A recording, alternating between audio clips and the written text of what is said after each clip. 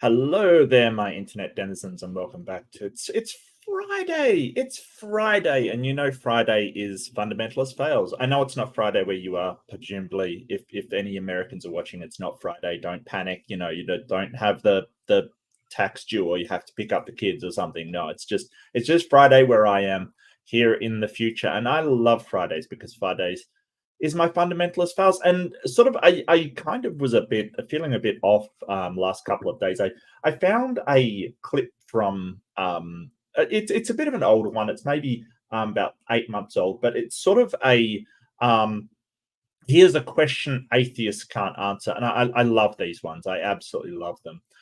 Just because usually they're pretty basic and pretty easy to answer. But we can see. You think I'm going to do a poll? Can answer the question. So this is titled "A Question Atheists Can't Answer."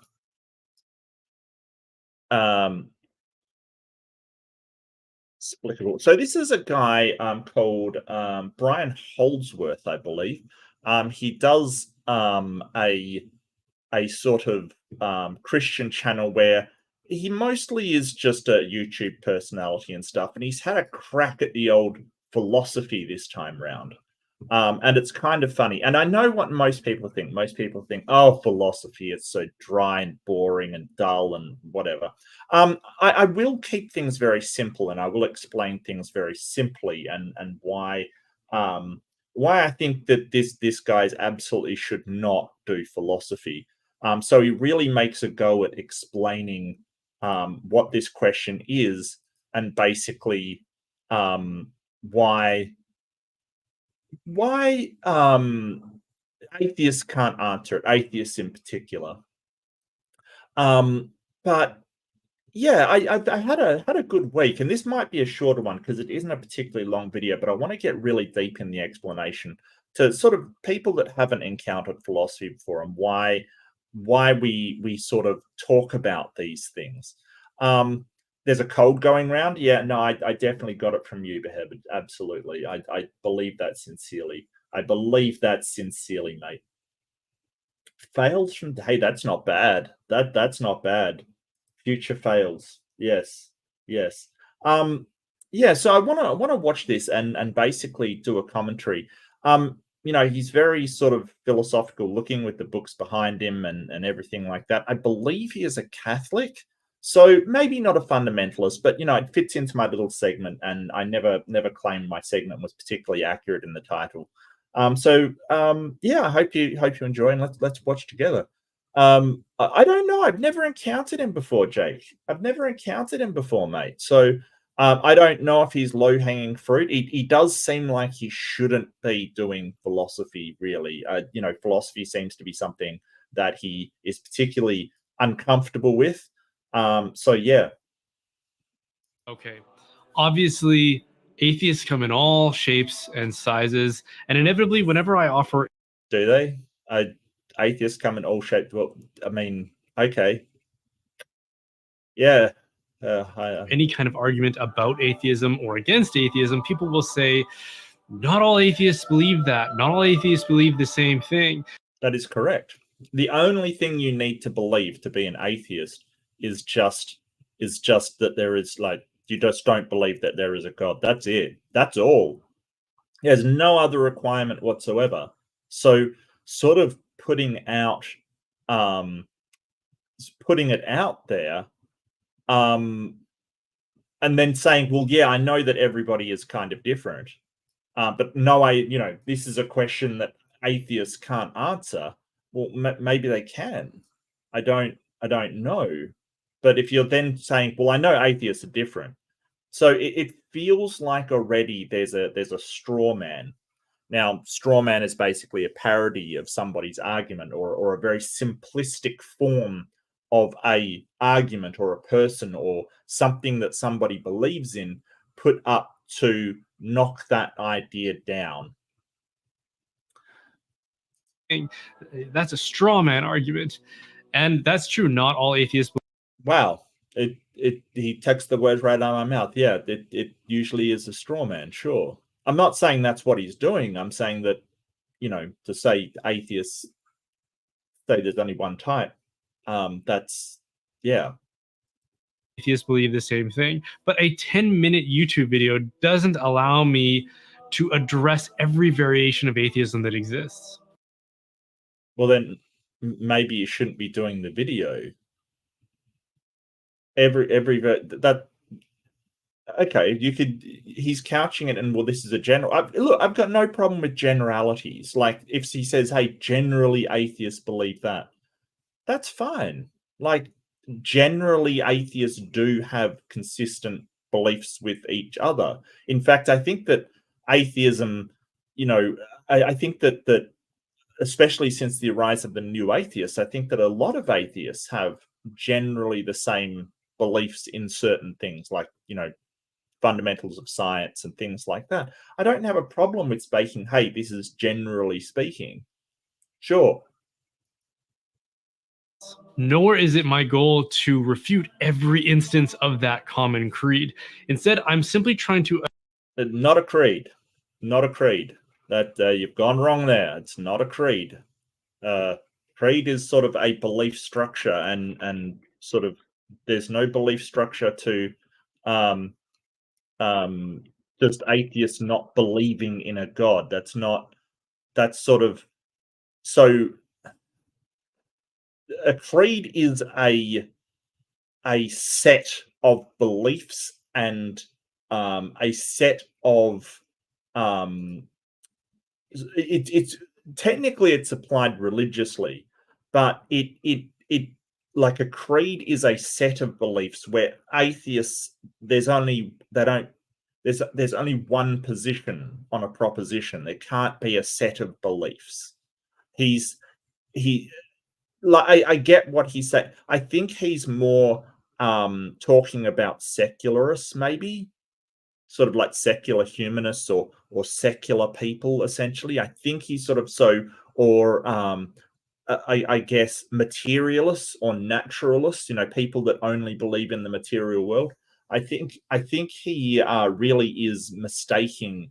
Sort of, it's when people say, well, your worldview of atheism, you're like, you don't know what a worldview is. I got you. Or either that or you don't know what atheism is.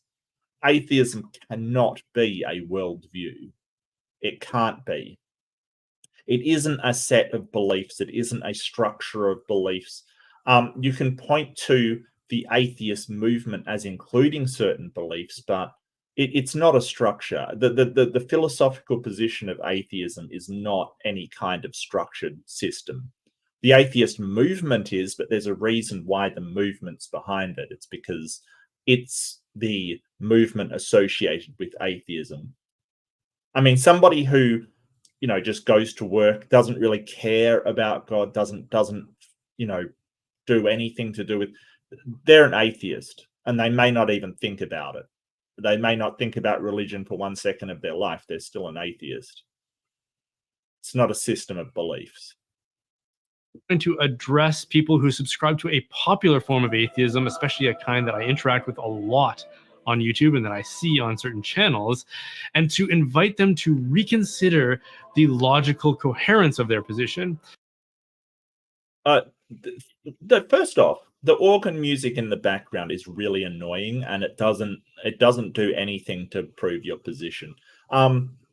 So yeah, I've got a funny feeling this isn't a thing of, well, what's your answer? I'd like to think about it. It's a position of, I'm going to get a whole load of things wrong and think that your position is incoherent because of it.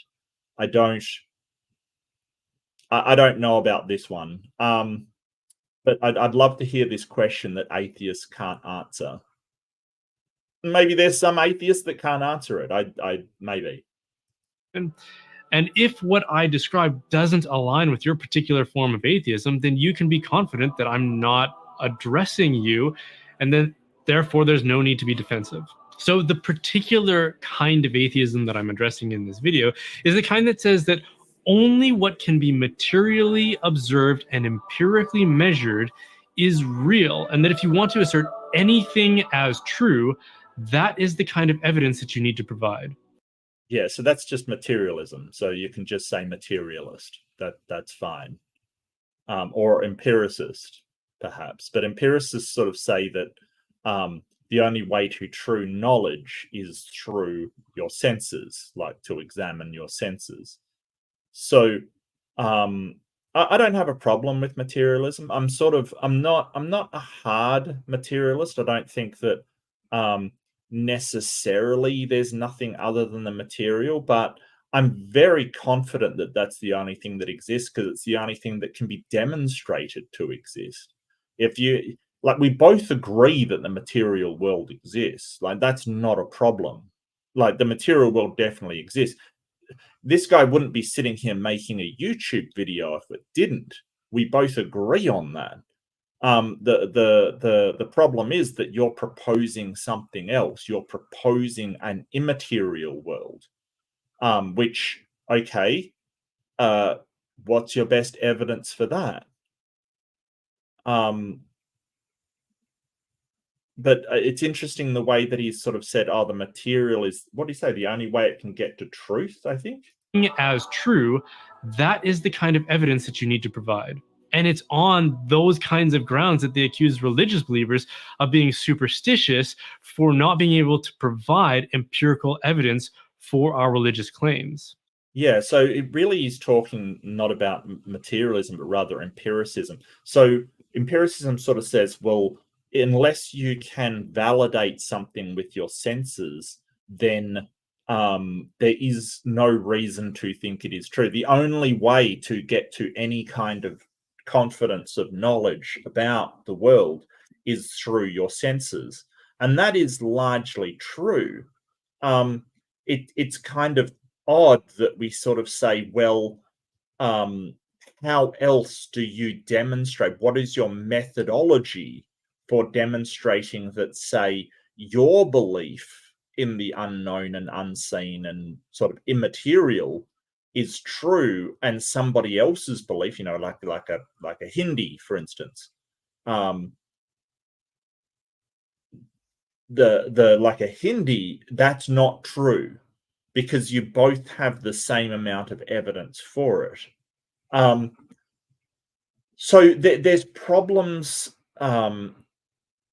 There's problems with things that are not empirically demonstrable.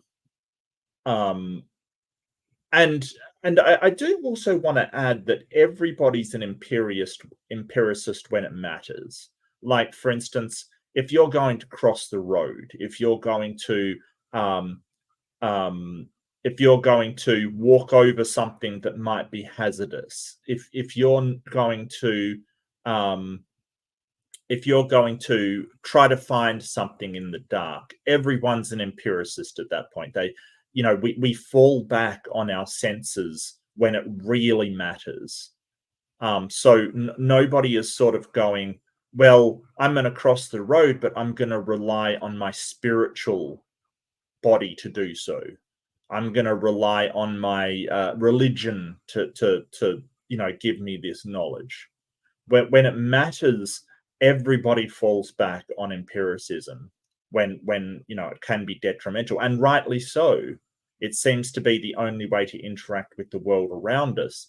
And it's interesting that sort of people will say, well, they have a spiritual sense, they have an extra sense, they have this mystical sense, but nobody's ever demonstrated the reliability of that thing. And the problem comes that when we compare between people's senses, it's variable, but it is accurate for a given level of accuracy.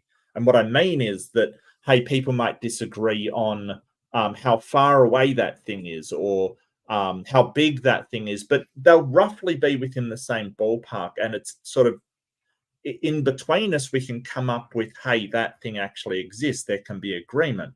That's what things like peer review is about. We sort of all get together and go, yeah, we agree that this thing is there because our senses seem to be reflecting it. No one as yet has come up with a way for religious people to do that. There seems to be no way they can get to agreement besides either convincing each other or, forcefully converting one another. So It seems to be that empiricism has something that spiritualism does not, and that is a way to find agreement on the conditions of reality. So it's this kind of atheist that I address this question to. Sure, that's because me. I just don't think that they can answer it. I've done a lot of searching myself to see, are there atheists out there? Are there commentators? Are there even scholars who answer this? And I don't seem to be able to find one that is satisfying. Well, I mean, the answer may not be satisfying to you. That doesn't mean the answer is wrong or incorrect or incoherent. You know, I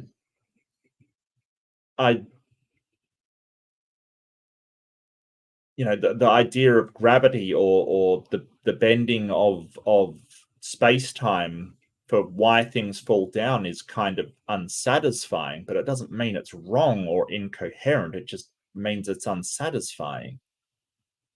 I'm not sure what your personal satisfaction has to do with the answer, but okay.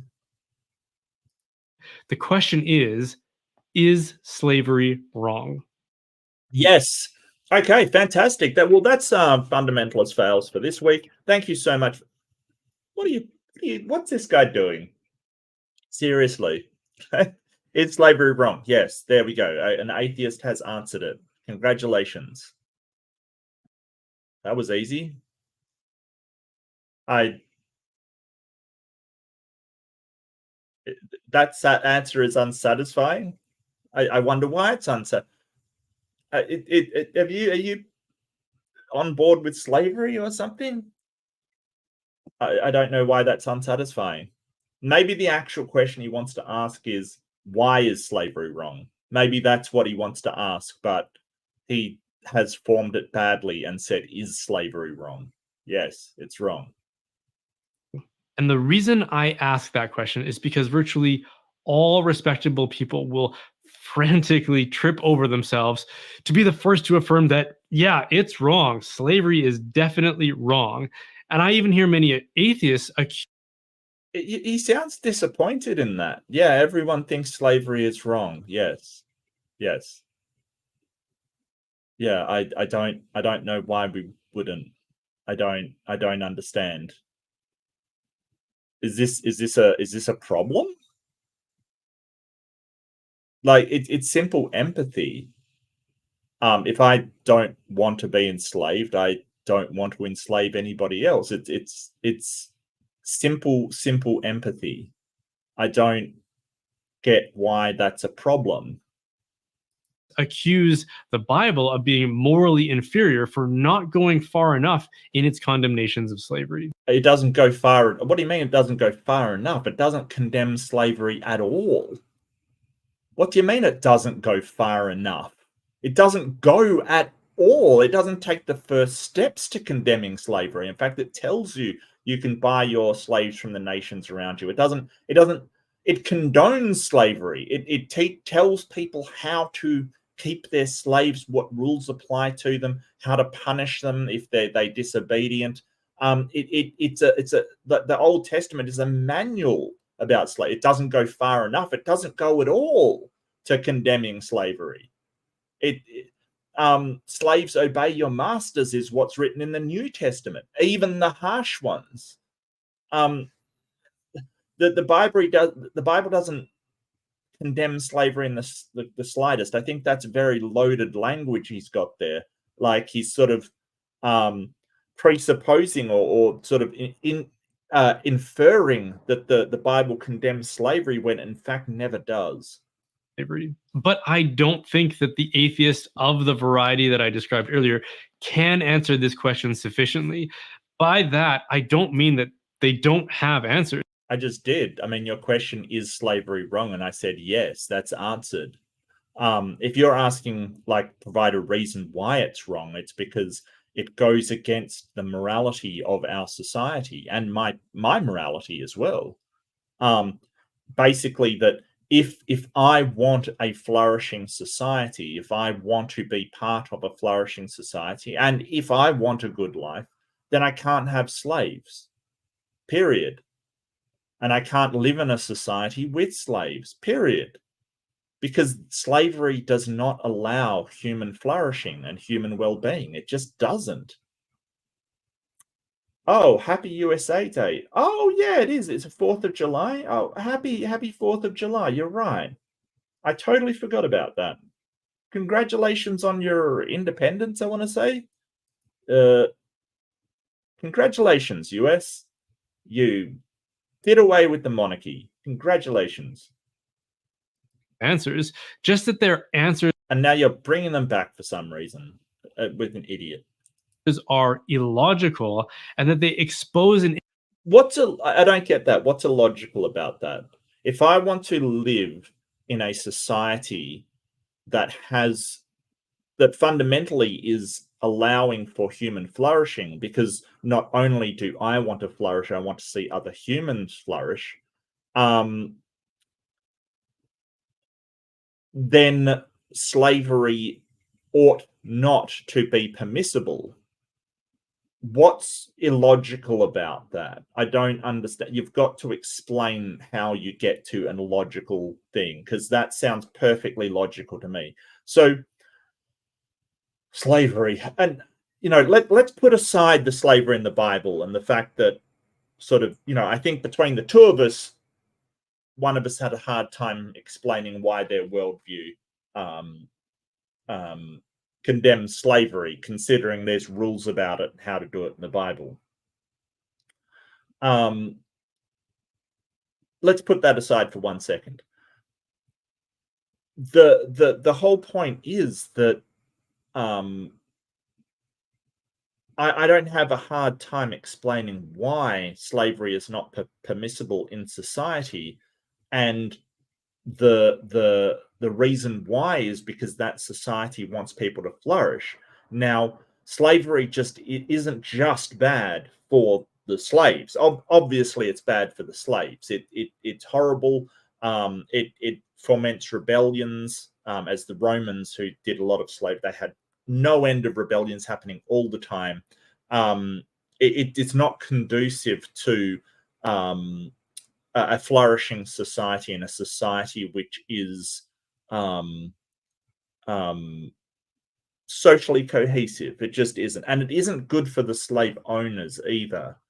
Just the way that it works is you basically have a system where people are not buying anything. The slaves, they don't buy anything because they're slaves. They have very little in the way of economic power. That destroys the lower class, which destroys the middle class, and eventually you end up with a very, very rich upper class and a lower class that's people who are enslaved. And the system, it just doesn't work. It does not work. So it's not only detrimental to the slaves overall across the whole society, it's detrimental to even the owners, because it's detrimental to everybody in the society.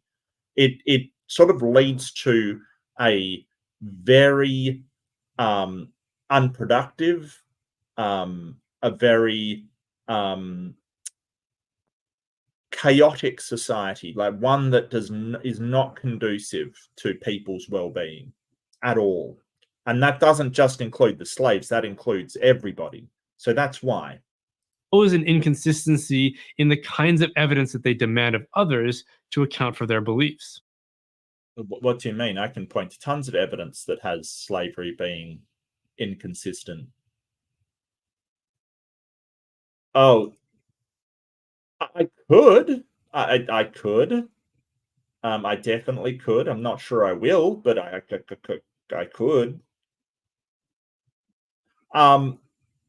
I'm not sure.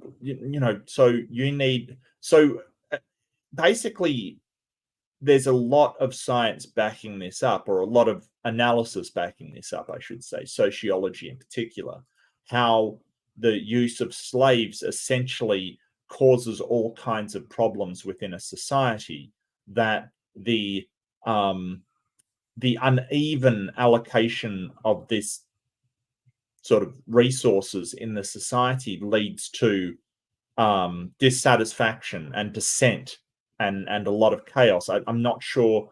I'm not sure why I would be. I'm not sure what you mean by sort of empirical evidence, because we've got a lot of evidence of that all over the world from various historical points. I'm not sure what kind of evidence you're really, I can't put a slave in a beaker. Is that what you're saying? I'm not sure what he's saying. Because if you're going to logically account for the truth of a statement like slavery is wrong. Okay. So this Vest here is he's basically trying to put morals as moral facts, right? So what's the difference between sort of a moral fact is one that's objectively true, one that basically it's not just to do with the stances of people, like it's not just to do with my stance that I want a flourishing society that is stable and provides for the well-being of its citizens, because that's a subjective desire of mine. But he wants to say, hey, how do you get to moral facts? Well, you don't. It's sort of, how do you get to facts on like what laws should be? Well, you don't. It really, the laws that we've set up have really just been reflections of what people desire or what people see a need for. There is no sort of, or just say the rules of a game, for instance. You design a game where the goal is to get your piece to the other side of the board, for instance. And he's saying, well, what makes these rules facts? Well, no, nothing makes the rules facts. We made them up. They're just a way to achieve your goal. I think Brian has a PhD from Columbia. I don't think so.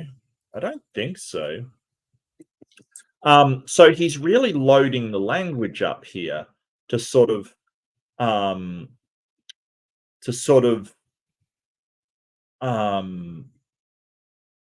say, well, these have to be moral facts. Well, they don't.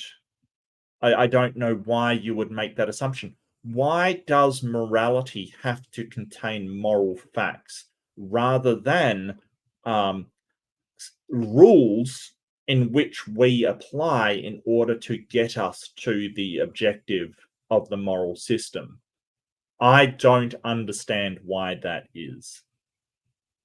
I don't get why that has to be the case. The question is that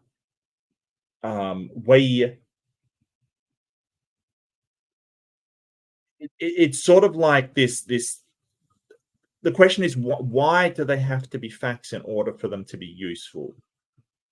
They don't. And if we removed every mind in the universe, facts will still be facts. Like the fact that there's a coffee on my table. If we blipped everybody, Thanos style, blipped everybody out of the universe, there was no more people, that would still be true. That is a fact. The idea that morality is there even if you blipped everybody out in the universe, I don't think there's anything containing that as a fact. But that doesn't mean they're not useful, just as any rules are useful in order to getting you to a goal or constraining you from a goal. You have to be able to define the terms of that statement. Slavery is easy enough to define, so I'm not going to spend any time on that. Well, kind of. I mean, it's fairly easy, sort of owning people as property. That's fairly easy, but the way some vagaries coming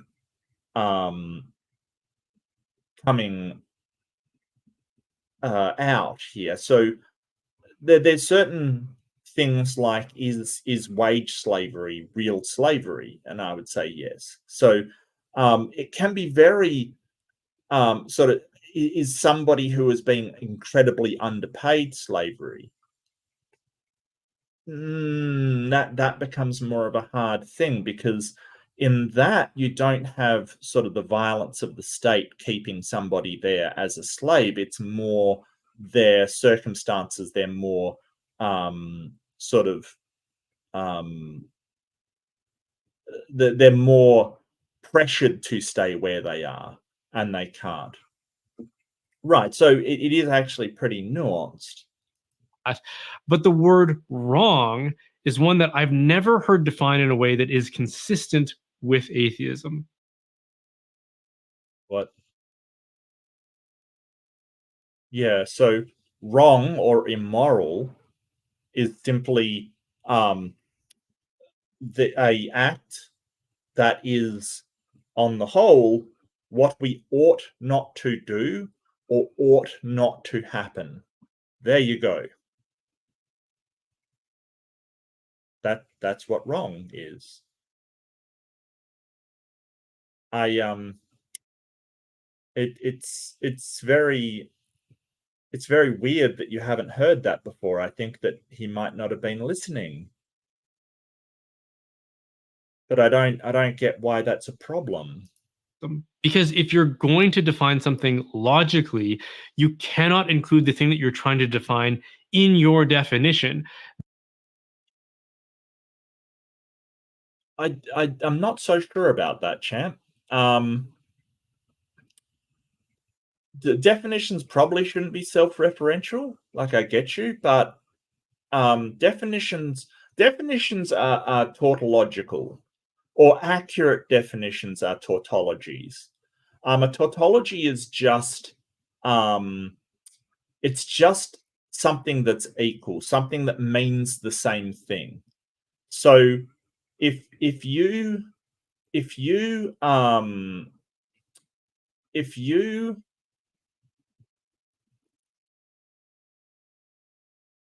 basically saying, oh yeah, the poll. Okay, the question was, is slavery wrong? So if you're saying that's not a boat, it's a wooden vessel for crossing the water, that's a tautology, right? It's basically saying, hey, it's the same thing. So a tautology is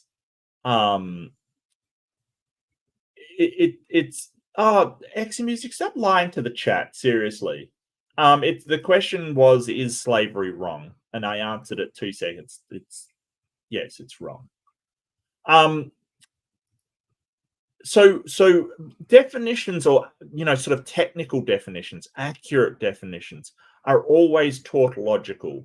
They always mean the same thing, because if you want to define something, you're really trying to get that definition as accurate as possible. It is going to be the same thing as what the word is. The word's just a shortcut for that longer definition, but it will be the same thing.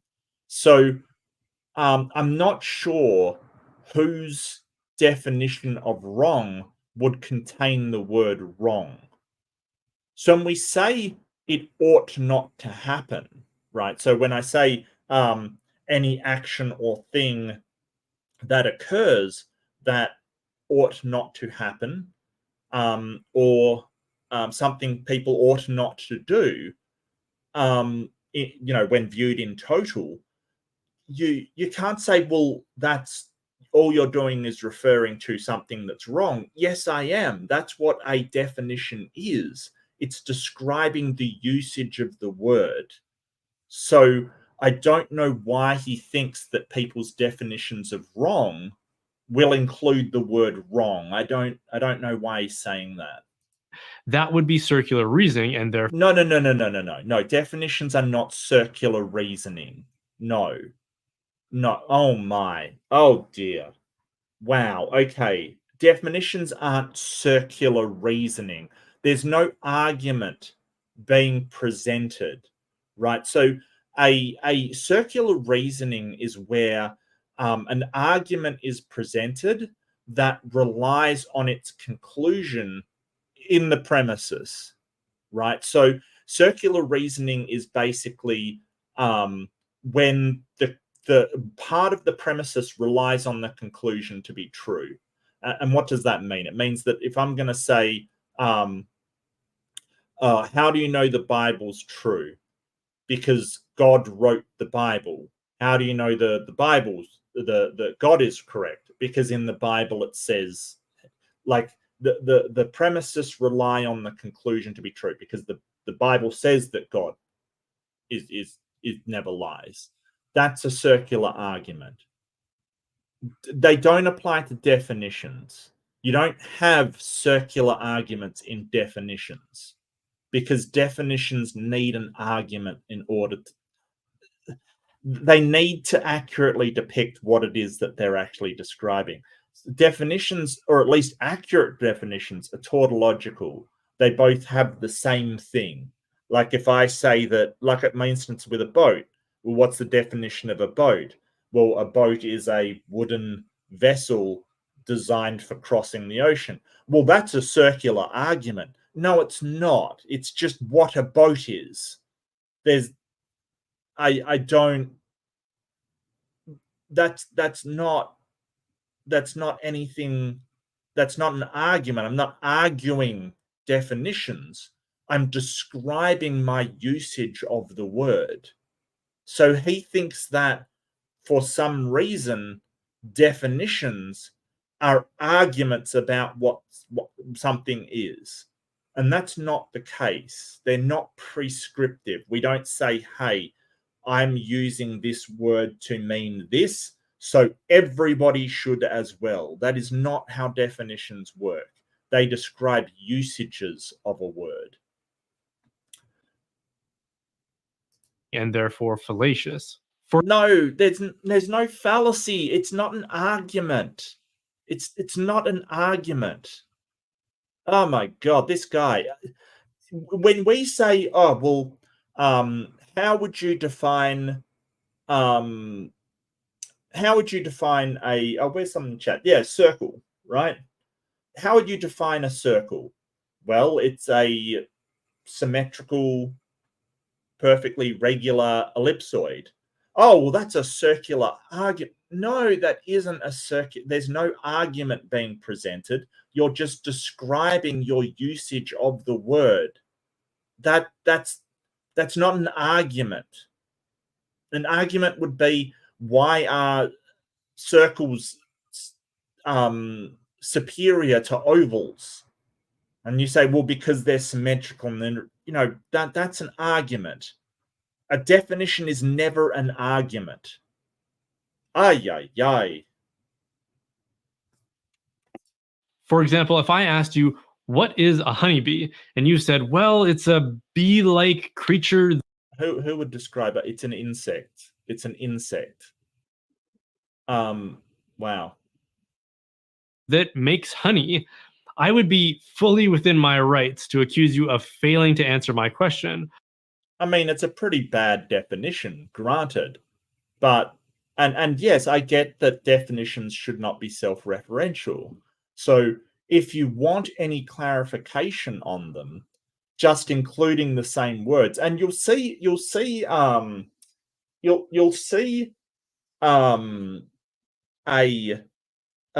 Darth Dawkins do this a lot. You'll ask him for a definition of how he's using a word, and he'll reply with the exact same words just said again. And I get that that's pretty bad for communicating a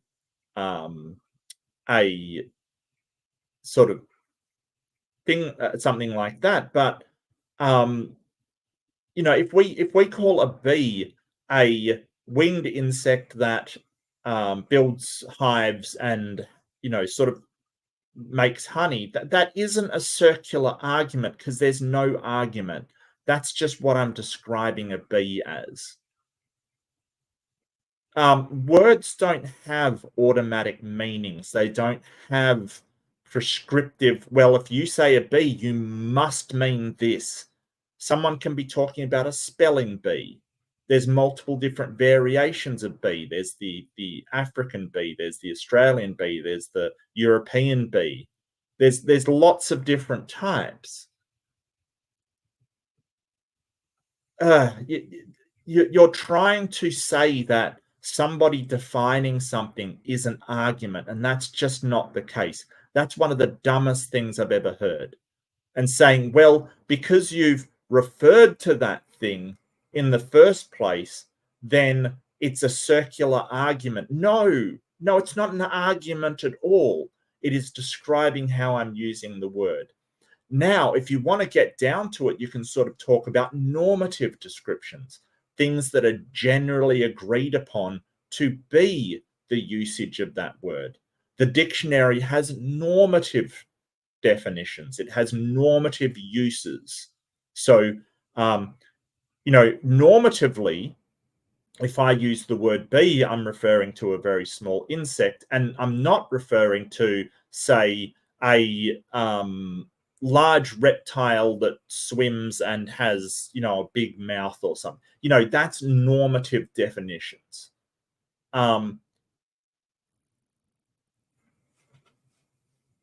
But it's not a circular argument. All you said is that a bee is a bee. Yes, very not useful as far as definitions go. I agree. That doesn't make it wrong, and it doesn't mean that if you... So that's sort of where I'm getting at with a tautology. If you sort of go, well, what's a bee? And I say, well, it's an insect with wings that makes honey. And you say, well, you've just said a bee, that's circular. No, it's tautological, and it's supposed to be. A tautology is saying that one thing is equal of the other. And yeah. Bee. And that's obvious enough. But what's also true is that we can't use undefined synonyms in our definitions. Who's using undefined synonyms? Who's using them? I don't understand. Of a thing either. So if you ask me, what is a cat? And I said, well, a cat is a feline creature that humans have a disordered amount of affection for. Well, feline is just a synonym for cat. Well, not exactly. I mean, a feline can include, like, you're talking about a domestic cat because you've said that humans have an affection for. There's other felines that are not domestic cats and humans don't have an affection for. You have lions and tigers and things like that. In fact, the hyena is a filioform. So actually, a feline is a very large group. So what we're talking about here is categorization. So when you're asking, what is a knife?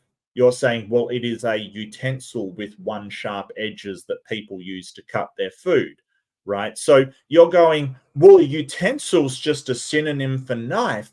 No, it isn't. It isn't a synonym for knife because there are other utensils within that subcategory that are not knives, that are not used for that purpose. So what we're doing when we're defining like that is saying, hey, there's a category of things, and I'm going to further narrow down that category to get to the subcategory of what I'm talking about.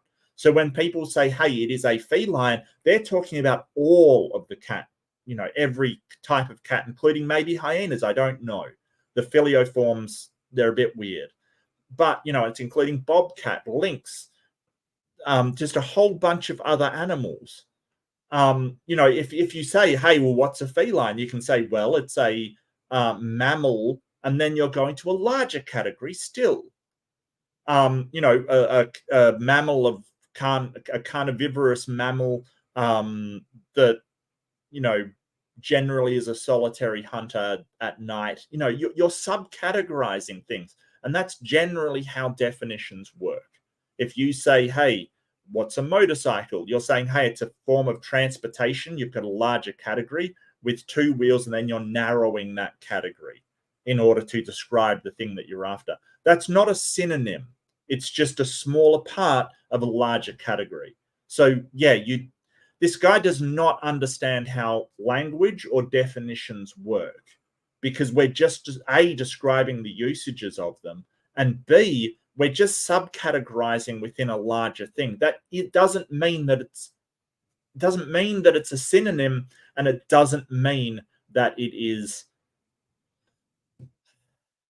a circular argument. Or cat. So all I've said again is a cat is a cat. No, you've said a cat is a filiform, a feline. There can be like you basically, and because of the way that you've set this up, you're basically saying that a domestic cat is a feline. Cat, which does nothing to define what it is. It just keeps us going in circles. Well, no, not really. I mean, feline does have a, standard definition under science. And you might say, hey, it just keeps you going in circles in a dictionary or whatever, but that's because it just describes usages. Like, it's just the usage of cat and the usage of feline, which if you're talking about sort of technical definitions, it won't. It won't, because technical definitions are supposed to provide a hierarchy of categories that you can go down. A domestic cat is a feline. A feline is part of carnivora, which is part of mammals, which is, and so on and so forth, animalia and things like that. If you're talking colloquial definition, sure, people use them all the time. They say, hey, a feline's just a cat. Sure, but why is that an argument to be a circular argument? Circles. And unfortunately, every time I've heard an atheist give an account for morality, which then allows them to use words like right and wrong logically and coherently, this is the exact thing that they do. Like, how so? I mean, morality is a code of conduct agreed on by a group or society of what we ought to and ought not to do. That's it.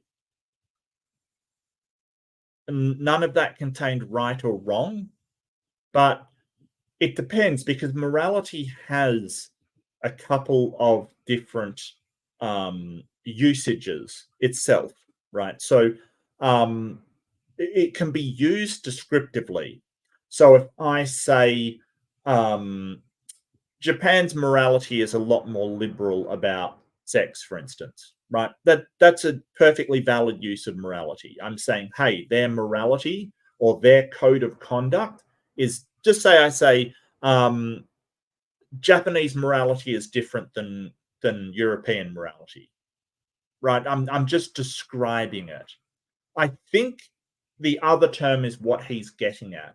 So morality used normatively means the code of conduct in which people ought to behave, or rather, it's a bit different. It's sort of the code of conduct that all rational people would agree to or ought to agree to.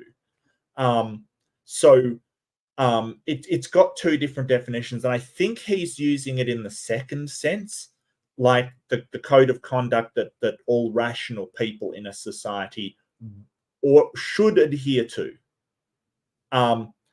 That is sort of prescriptive. It's sort of saying, hey, to be moral, you have to do this. And that's how I think he's using it. But it does have two different definitions depending on the context.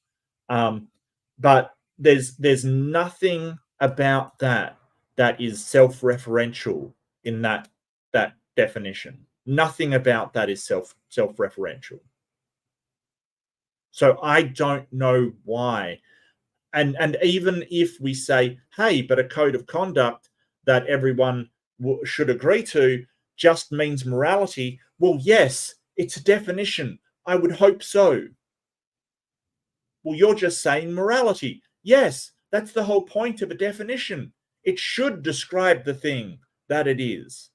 So I don't know what his problem is. like one article I read said that morality is simply whatever prevents suffering and increases well-being. Well, I don't know about the prevent suffering thing. I think sort of in total well-being is really what we're after. if suffering is necessary to get to that well-being for humans, then maybe. But I think perhaps he's left out a word, and sort of unnecessary suffering, because I think that a lot of the new atheists especially, and Sam Harris would go to unnecessary suffering. Sort of. So if and I think he's left that word out, maybe on purpose. I don't know, but unnecessary suffering is definitely something we should minimize. But all they've done, according to this definition, is made suffering synonymous with evil. All they've done is made suffering synonymous with evil. Well, I think suffering isn't synonymous with evil. I think evil would be, so my definition of evil would be sort of tied into immorality, sure, but it would be intentional immorality. It would be intentionally inflicting immoral actions upon others. So suffering is a bit different. I think that is sort of elevated to extreme mental or physical hardship, or extreme mental or physical pain. I don't think that I don't think that sort of suffering is that evil. I would categorize as an immoral act inflicted intentionally upon another. So basically, it would be evil to gaslight someone, for instance. It would be evil to sort of inflict uncertainty on someone about their own mental state, for instance. Highly immoral, for a start. And secondly, it's intentional. So if you tell somebody something that doesn't happen to be true, you're not trying to gaslight them, it's just incorrect. It's not intentional. So I wouldn't define it as evil, right? They may suffer as a consequence. You may inflict suffering on somebody as a consequence for telling them the wrong thing. But I wouldn't categorize that as evil, because that you may have done that for an intentionally good reason that just worked out bad. So no, I wouldn't. They're not synonymous at all. Not at all. I don't know why suffering would be synonymous with evil.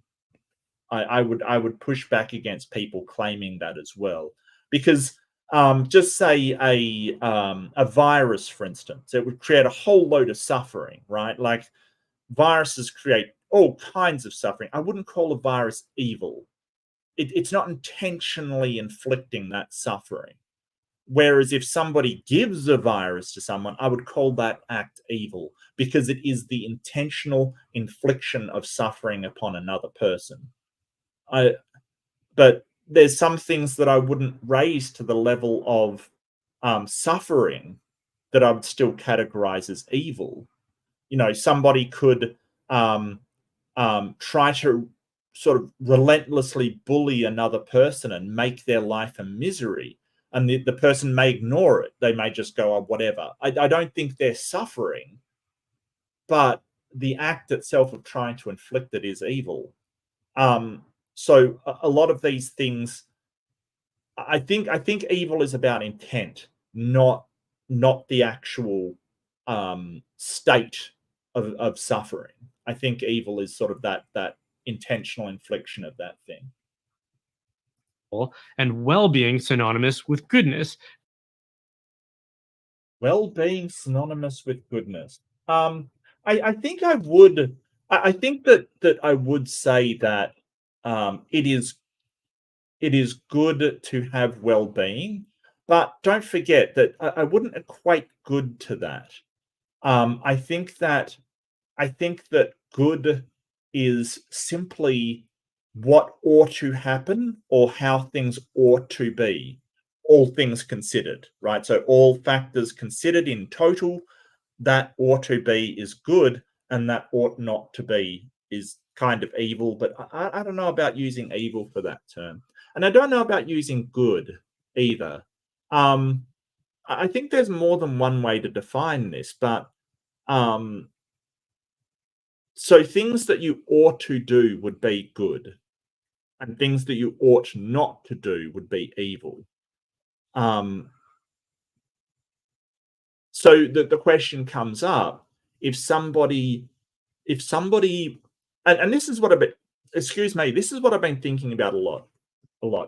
So if somebody goes to shoot somebody else, right, and they miss and take out a real bad person who is going to kill, push a button and blow up a bomb and kill a whole bunch of people, is that a good act if they never intended it?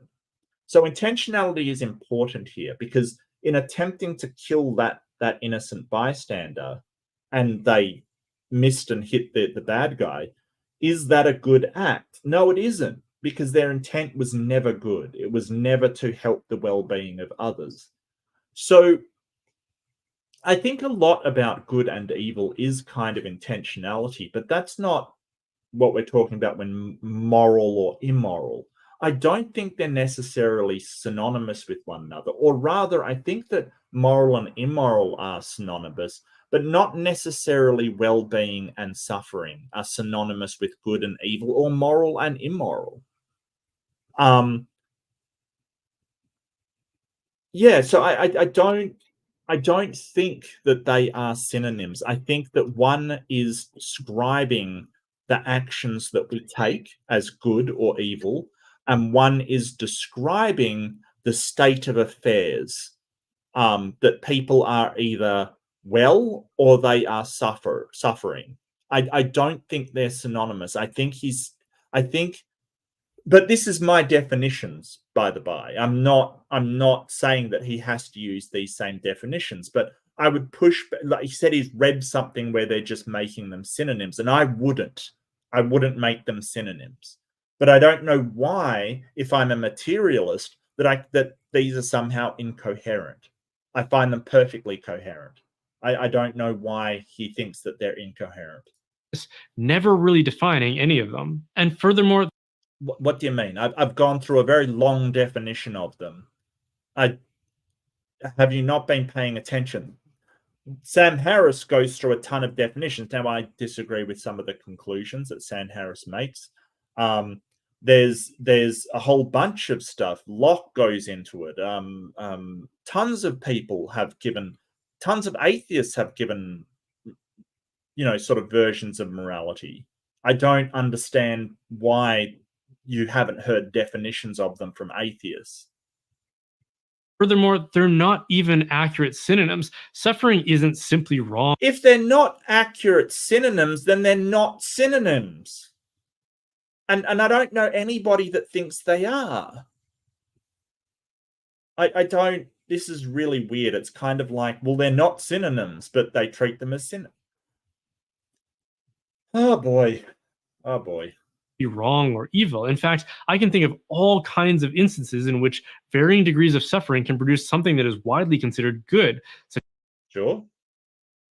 So when we're talking about suffering, we're talking about in total, like basically after all is said and done, or after all has been considered. So if you have to amputate someone's leg, and they have to suffer through that in order to save their life, we're looking at the end of the day, like after all facts are considered, or all states are considered, is that a good thing? Is it good for their well-being? Yes, it is. Oh, but they have to suffer. Yes, they do. But that is outweighed by the fact that they won't get gangrene and die. Like, we don't just look at one tiny part of it. We look at the thing in total, whether it is good for well-being. Because there's a lot of things, like you said, such as like chemotherapy or surgery. Right. So we look at it in total. Is it good for their well-being? Not just that one small segment and saying, hey, will that in the short term make them suffer? That isn't what we do. We look at, is that suffering worth the well-being, and things which the suffering is not worth the well-being at the end, we basically say it's unnecessary suffering. It's unnecessary, which is why if you go for chemo and you don't have cancer, it is unnecessary suffering. It was never necessary to begin with. Exercise is almost universally recognized as a good thing in the right place and at the right time. But the first time I went running as a way to get back in shape, the experience was so unpleasant for me that I nearly threw up. Yes, but it was conducive to your well-being in total. Like you have just completely misunderstood utilitarianism and consequentialism. Like, we don't look at it as in, is this wrong right now? We look at it, will it produce the utility that we're after? And yes, running will, and that might outweigh the temporary suffering that you're having in order to get to that goal. None of this is not understood by atheists, and none of it's not understood by utilitarians in the religious front either. Like, humanists, theistic humanists understand this. I don't, like, he just doesn't understand. I don't know why. It's silly. Self-sacrifice and self-denial seem to me to be traits that most people recognize as being honorable, but almost always introduce a degree of suffering. We have monuments in virtually every city where I live commemorating those who died in the wars of the 20th century. Yeah, so World War II, sure. The suffering of those people were worth the well-being of the people that they were trying to protect, i.e., most of Europe. Let's put it that way. I don't understand why I cannot say that my suffering is worth it if it is to benefit the well-being of my fellow humans or my own well-being. I can say, hey, my suffering is definitely worth it. You know, if I'm to increase my health and be healthy, then yes, suffering in the gym may be worth it. You know, if I have a, say, a bad knee or something, right? And you know, the what's a gym thing? The Stairmaster, say, is going to cause me to suffer more than it's worth my well-being, or it's actually going to be detrimental to my well-being. That suffering is unnecessary because it will not provide the well-being that you're after. It's very, very easy to understand. So I don't think this man has actually talked to an atheist that actually understands these things, because it's very easy to understand that if we're after well-being, temporary suffering may, or even suffering on a large scale, if the well-being outweighs that. For instance, if you have some kind of mad tyrant who hates a certain race rampaging across Europe, killing everybody, well, everybody of that race, the suffering of those people stepping up to stop him may be worth it for the benefit to human well-being. That's it. Not hard to explain. So was it wrong for them to suffer and die for those causes? No. So it seems that not only is more... No. No. No.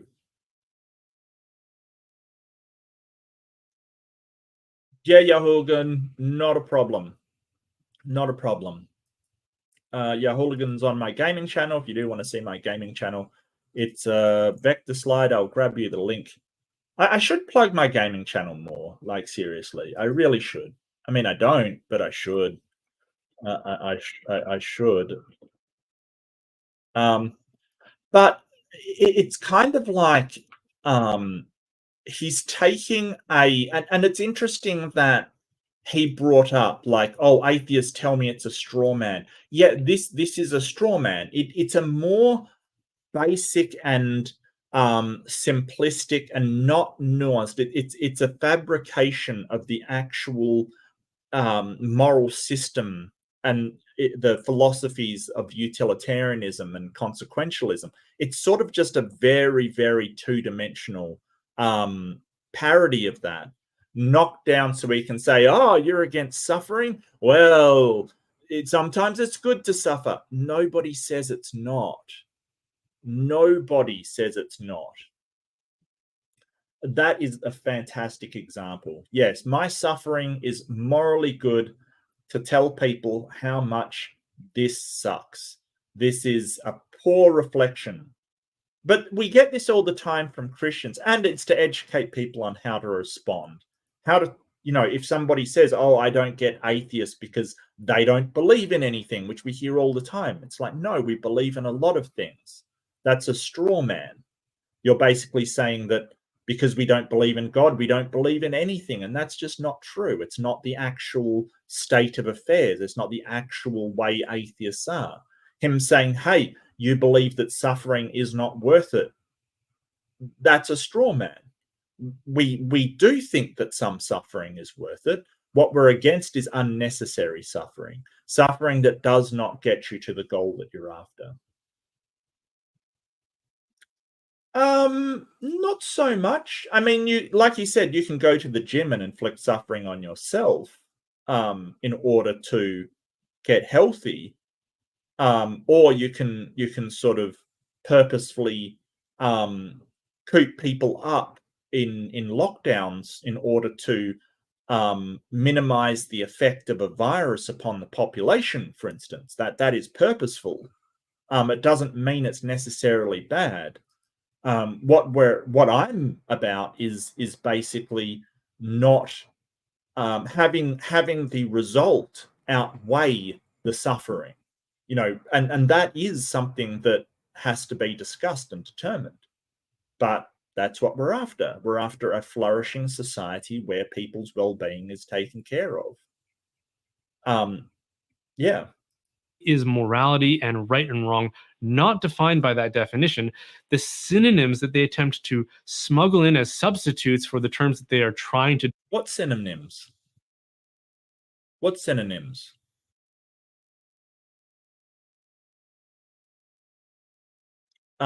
So morality, the code of conduct agreed upon by all rational people of a populous society or group. What synonyms am I smuggling in there for morality? What synonym? What are you talking about? Trying to define in a circular way aren't even good synonyms. Many others have tried to argue that morality is simply what has been agreed upon as a social contract, which can accumulate into something like a legal system or the law. Okay, all right. Well, I mean, that's what morality is. It is the code of conduct. You may think that that's based upon a god's wishes, but it's still the code of conduct that's just been divinely appointed. That's all. So that's definitely what it is. Now, the law's different. The law is it is the systemized and codified. It's written down, and it's basically, I mean, don't get me wrong, there is a link between morality and the law. Like, things that we think are moral aren't legislated against. Things that are immoral, we generally legislate against. But it doesn't mean the law's just a reflection of morality. There's plenty of things that are immoral that the law won't tell you. But the law is basically a systemized and codified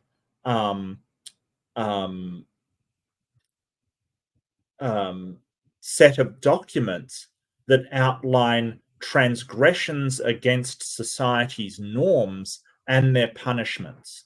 So whereas morality doesn't tell you how you should punish somebody, it doesn't tell you anything about what should be sort of the imposition put on people. Laws do. Laws have, if this person does this, then they get this punishment. The laws are basically a authoritarian, sort of a document of authority in order to outline these transgressions and the impositions put upon people for transgressing them. So while morality would say, hey, don't be rude to people. The law has nothing to say about that. It's got nothing to say about that. However, it might say, if in court you must display these types of behaviors and transgressing them has this imposition put upon you, you'll be found in contempt and sentenced to no more than this amount of time. So laws and morality are definitely different, but we would hope that morality informs our laws, sure, but they are not the same thing. There's lots of things that are immoral that are perfectly fine legally, and lots of things quite possibly that are illegal that I don't consider immoral. There's sort of, I think that there's overlap. There's definitely overlap, but I don't think that. Yeah, and protecting rights and freedoms. Yeah, absolutely. Yeah, absolutely, Captain Red Bull. Yeah, no, I get you. But laws usually are about transgressions. They're usually about when somebody does something wrong. Usually rights and freedoms are protected in constitutional law, which is sort of one step higher. But you're right that they do enshrine certain protections and rights and freedoms to do things, sure. Law. But this begs for a definition of the social contract or the law.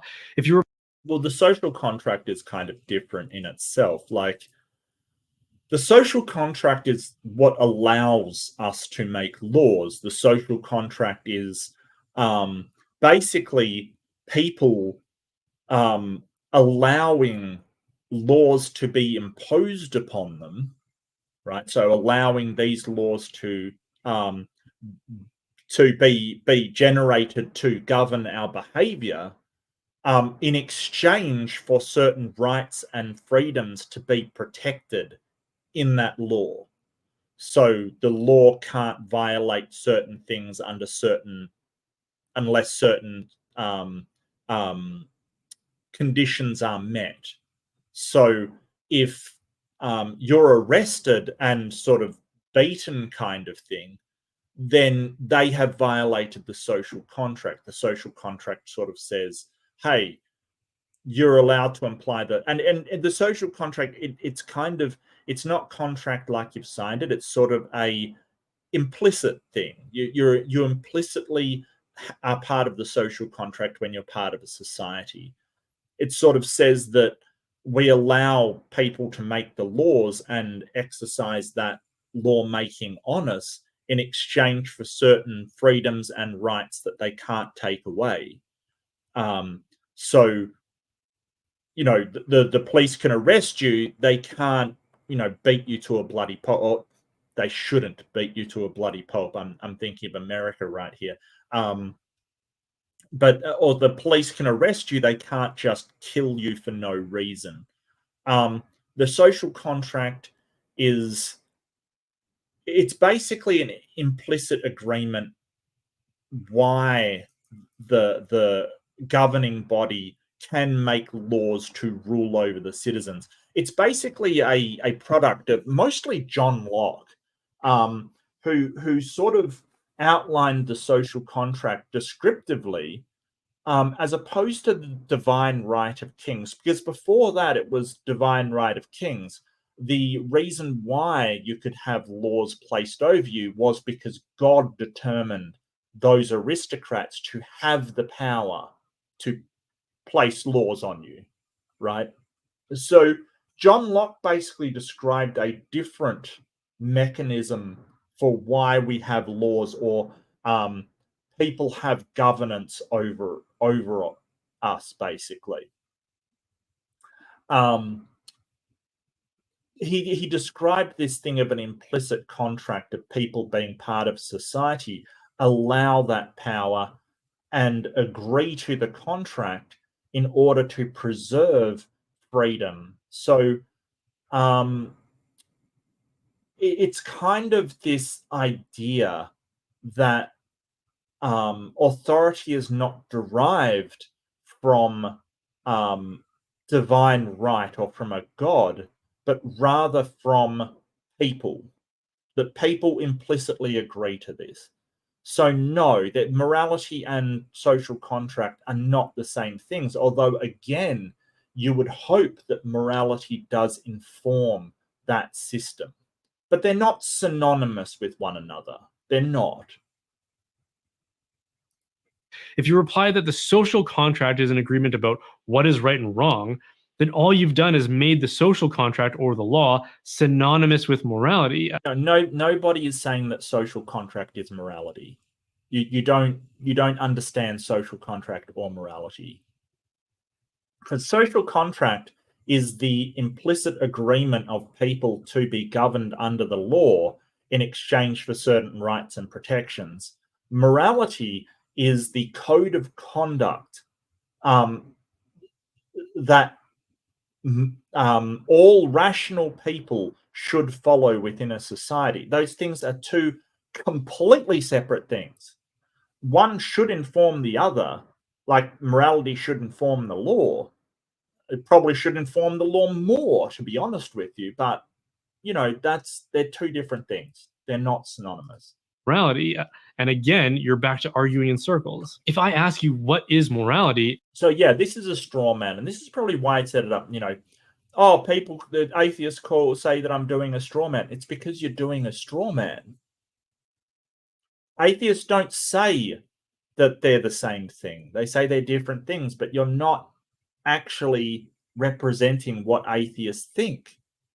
morality, and you say that it's the social contract about what is right and wrong, or the law, and I follow up by asking, okay, can you define what the law is? And you say it's a series of documented statements about what is right and wrong.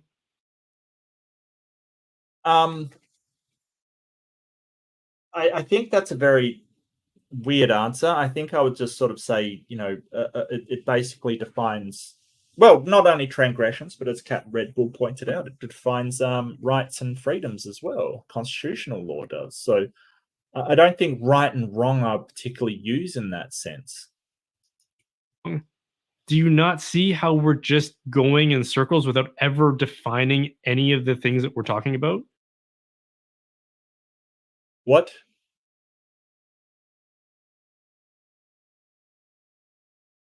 We're defining the things that we're talking about. If you're saying does the description of the word, he's basically getting outraged because the description that people are using for the thing he's defining is like the thing. That's what definitions are. They're accurate descriptions of the thing that's being defined. I don't know what his problem is. Wow. How dare you use an accurate description for your definition? I don't get your problem. Because none of it is a circular argument, because it's not an argument, and it's a tautology. But definitions should be, an accurate definition should be a tautology. It's like sort of saying, well, define a book. Well, it's a covered things of paper that contain information. Oh, well, you're just describing a book. Yeah, I'd hope so, because you asked me for a definition of it. Wow, Talking about. Furthermore, it fails to account how we can judge one instance of a social contract or a legal system against another. How can we say that the legal system that allows slavery are bad and the legal systems that prevent it are good? Again, you're assuming moral facts. You're sort of assuming that there are moral facts in this, that one it's outside of intersubjectivity. Now, if you're unfamiliar with it, intersubjectivity is basically a subjective experience. Like, I think ice cream is good. right? So an intersubjective experience would be, hey, a whole population of people think that ice cream is good. Just because I change my mind, just say I get lactose intolerance and I no longer think ice cream is good, I think it's horrible kind of thing. It doesn't change the intersubjectivity of everybody in that group thinking that ice cream is good. So it isn't just personal preference that generates intersubjectivity, because I can change my personal preference and it doesn't change the intersubjective opinion. But it still is subjective. It's just subjective over a large amount of people. And because we are after human well-being, we can say that slavery is not conducive to that. Now, what makes human well-being something you have to care about? Well, I don't think there's anything objective that says that you have to care about human well-being, even your own well-being. I don't think there's any objective thing that says you have to care about your own well-being. I think that is subjective, but it seems ubiquitous among humans. It's sort of, and then you have empathy and reciprocity. They're the emotive responses, or the senses and emotive responses that we use to evaluate this. So it's sort of like saying, well, you've got sight, and that is a sense that you can sense colors, but it doesn't tell you whether you should like green or whether green's a nice color or not, because that is subjective. It depends on whether you like green or not. You can have empathy and not extend it to all of humankind. You can have empathy and only extend it to yourself, or well, I guess that doesn't make, or your family, or your Christians. Good, unless morality somehow sits outside and above legal systems and social contracts. Outside and above. Why do you say it's above? It's not above. I don't know what above means. It's definitely outside of the legal system. I could be completely immoral. I could go around, just say I'm a complete womanizer. I can go and I can sleep with all these women and tell them that I'll be there for them and dump them, and it's highly immoral. I can be lying, cheating, and basically being awful to people. The law has nothing to say about that. Absolutely nothing. I can do that all I want. And I do it all I want, which is not at all. But I could, and the law has nothing. So why is it above the law? I don't get that. One informs the other. It doesn't mean that one's above the other. In fact, I would actually say that the law's above morality, because there's things that I could do that are immoral that the law would arrest me for. I think that sort of I think that smoking some weed is perfectly probably amoral. Like, it's not moral, it's not immoral, it just doesn't have I think that it, just smoking a little weed is fine. But the law doesn't agree with me. The law would arrest me. So how is that morality above the law? It sounds like he's trying to say that Christian morality should be higher than the law. And I don't think so. I don't think any morality. I think that it is moral to obey the law, because that's good for human well-being. Because people going around violating the law is generally bad for human well-being.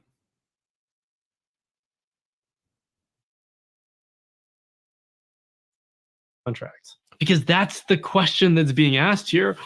Is slavery wrong? Are systems that allow slavery wrong? I'm not asking, do some people create legal systems that outlaw it? Obviously, that's a question that doesn't need to be asked. The question is, ought it to be against the law for the sake of what is morally good? Ought it be against the law? Well, I think people ought to support the legal system. The law can be incorrect on instances, like no doubt about it. There's, but we're not equating that. I think there ought to be a legal system, but that doesn't mean that legal system is perfect. And sort of things that I would say are, ought we lock up people for simply having some weed like they did before, the US decriminalized it? No, I think that's immoral. I think that's highly immoral. So ought we change the law? Yes, but you're sort of taking it as in, if the law gets something wrong, then it's completely immoral. No. What are you talking about? I don't understand what he's talking. Like, why can't it be that some laws are moral and some are immoral? Why can't that be the case? Good. So again, not only is the social contract theory fallacious for using circular reasoning, how is it using circular reasoning? How is social contract using circular? It's not an argument. It's not an argument. It's simply a framework in which we organize authority over the populace. It's not an argument. Is this guy like, because what's the counter argument? Because the framework used to be divine right of kings. Okay? So is he advocating for divine right of kings? Because it sounds like that's what he's doing. Because divine right of kings basically says, well, if someone is born into a family favored by God, then he gets to determine all of the laws because he has the divine right to do so. That's the alternative that you're proposing here.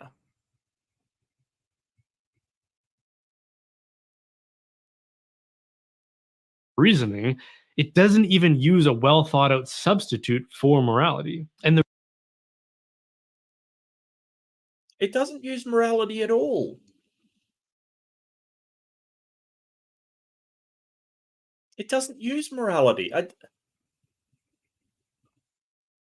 mean, it may be moral to adhere to social contract instead of divine right of kings, but that's because as a group we've decided that divine right of kings is particularly bad for everybody concerned except for a family of people. Wow. Okay. But I don't think, we're not saying that social contract is our moral framework. It's a political framework. Like, does this guy not understand that we're not using it as a moral framework? We're using it as a political structure. It's weird. This is so weird. And the reason we always end up with these absurdities is because morality can't be accounted for empirically without obscuring it behind some poorly assessed substitute, which is by definition circular reasoning, and which always offers a No, it's not by definition circular reasoning. No, circular reasoning, as I've said, is where you're using your conclusion as part of the premises, right? So if you're saying God always tells the truth, therefore, and God wrote the Bible, therefore the Bible is correct. The Bible says there is a God, therefore there is a God, right? Your God part is in the premises. That's a circular argument, right? Just a definition is not a circular argument. It's not.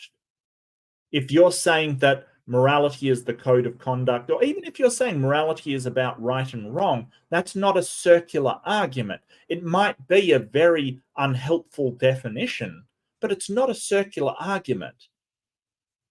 It offers a substitute that falls absurdly short of whatever it is that we mean by morality. So an atheist can't actually say that anything by that measure is right or wrong and truly mean what they're saying without. Okay, so he's going to objective right and wrong as well, which is weird, because not many atheists. I mean, some atheists point to natural law as basically right and wrong. They point to an objective evolutionary history as right and wrong. I don't fall on that scale, but when he's talking about materialists, more atheists that I know think that morality is subjective, or at least metaethics is subjective. Metaethics being the goal of what you're trying to achieve. Then so if we want to achieve human flourishing, for instance, that goal may be subjective. Other people may not adhere to that goal. They might want dumb things instead, like the glory of God, whatever that means. Instead of human flourishing, like that's subjective. But then we can sort of point to things that will definitely get us towards that goal and definitely not get us towards that goal. And that goal is intersubjective. It basically is the flourishing of human societies that we kind of all agree on and is pretty ubiquitous throughout society. Not a lot of people are out there saying, hey, I want to tear down my country and reduce everything to chaos. I'm not saying they're out there, but I'm saying they probably are not rational people. They're saying without sacrificing their own logical consistency. And don't misunderstand what I'm saying here. I'm not saying that an atheist can't be moral or that they don't have a moral conscience. What I am saying is that they can't account for that morality logically. Sure they can. Sure they can. Of course we can.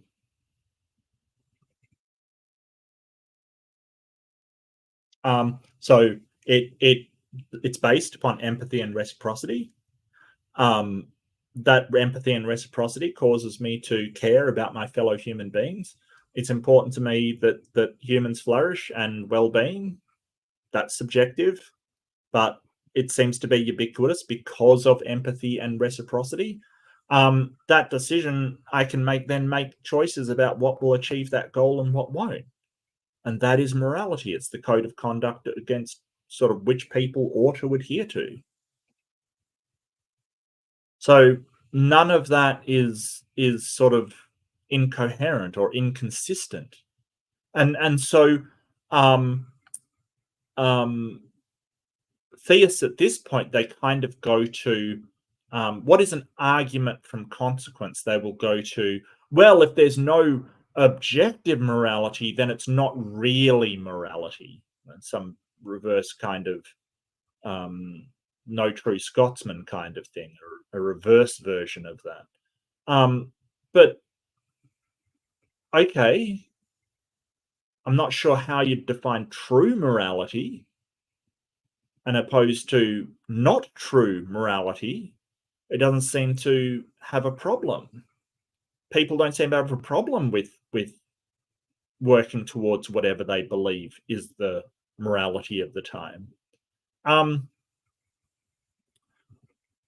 But it's sort of a more, well, I don't like that sort of objective morality wouldn't exist.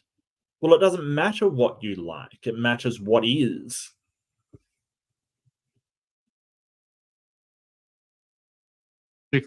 For them, it's something like social conditioning or just feelings about something. But whatever it is, it's not rational. Now, What? It is rational. Utilitarianism, consequentialism, these things are rational. We can rationally outline them. You sound like you've just listened to a $2 preacher and said, well, they're not rational. Of course they are. Nothing that I've said is irrational. You may disagree with my conclusions or sort of had a problem with the soundness of what I put across, whether, that will actually lead us to but nothing is illogical.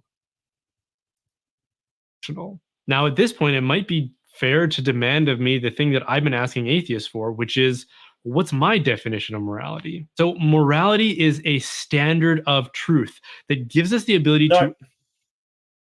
No, you're assuming that it's a moral fact kind of thing, like that it is an objective thing outside of subjective experience. apprehend potential alternative thoughts, actions, and scenarios, and to make judgments about them that express either approval or disapproval when compared to that standard.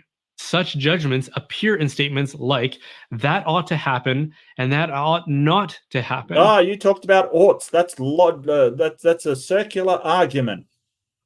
No, I don't really have a problem with his definition, except that that standard has to be a standard of truth. So he's basically saying that the standard is objective, right? It's an objective standard, whereas I'm simply saying, hey, the standard is subjective, what you want, or intersubjective, I should say, what the population in general wants. Now, he's sort of misunderstanding morality, because morality applies to a group of people, a society, or a population of people. He's sort of more talking about ethics, which is sort of the personal implementation of that standard. So, yeah. To happen, or more precisely, that ought to be and that ought not to be. In other words, we are making judgments of an ontological and metaphysical nature, which so no, show that it's ontological. Or no, I don't get metaphysical. Yeah, I mean, metaphysics isn't what he thinks it is. I think he's trying to say outside of physics. It's kind of this really dodgy language where he's trying to equate metaphysics with spiritual. That isn't the case. Metaphysics can encapsulate the physical things and abstractions, like our imaginations, basically. It doesn't, like, you don't have to be using spiritual or as you say, ape-shaped, magic as metaphysical. That's true. One thing does not equal the other. Physical nature, which are inquiries about being and existence. These aren't questions about what does happen. They're questions about what ought to happen. No, there's two different definitions of morality. You're just simply using the normative, which is fine. That's a definition, is the normative. It can be descriptive about what does happen. Like the morality of a society is how they believe people ought to behave, whether or not you agree with that morality. It's still their morality. But, okay, you're taking in a normative sense. That's fine. But you can't just say that something is objectively true without showing how it is objectively true. So there is an argument from moral diversity to suggest that, hey, morality isn't something that's just objectively true. And we can point to differences between the conduct of different societies, with there is no one factual morality kind. Even Christians have different ideas about morality. They don't all agree. Catholics don't agree with the Pope sometimes about morality. Like, how is it objective? How can one person show it to be objective?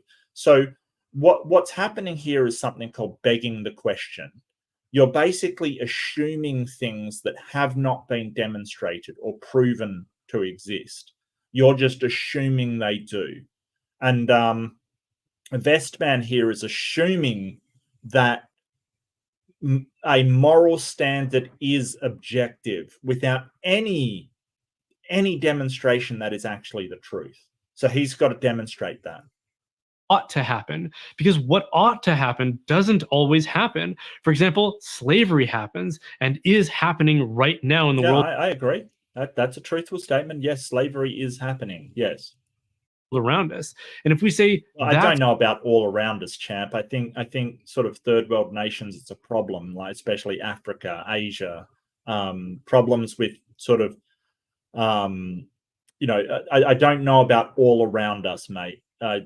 Unless he thinks slavery is sort of corporate America, wage slavery, which this is where it gets nuanced. It does.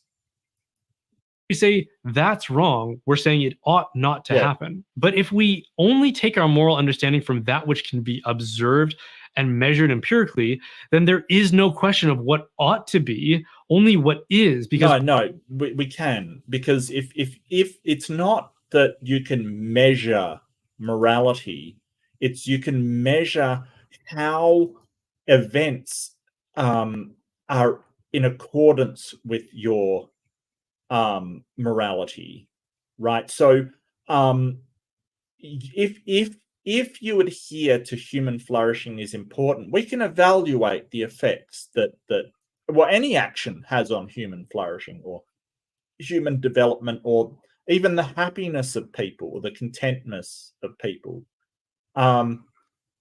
We can measure sort of, do schools raise education? Does education help with people's happiness and life satisfaction? We can measure these things.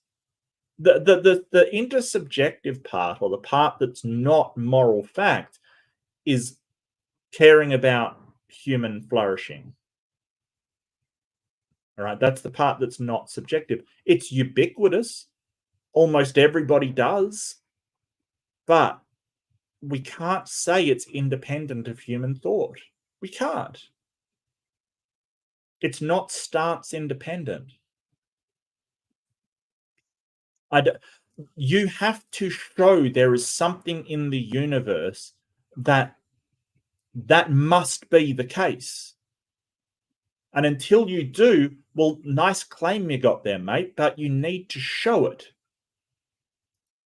What is, because only what is what can be measured and inquired about in this way, which is why the physical science. No, we can do hypotheticals, we can do simulations, we can do probability studies, we can do all kinds of studies that can measure how something will develop.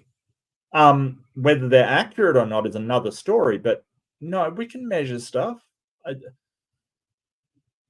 Does he not think induction is a thing? Is this sort of the theist? Well, induction doesn't work because it relies on induction, kind of the Hume's problem induction? Not sure. Weird. Is why the physical sciences can't tell us that slavery is wrong. They can only tell us that it is. It exists. It has being. That's not what the physical sciences are for. Sociologists can tell us that it's wrong, sure. But that's not a physical science. Sociology is a human science. It's a psychological science. Does he know the difference? I don't know why you would go to behavioral imperatives for physical, like, what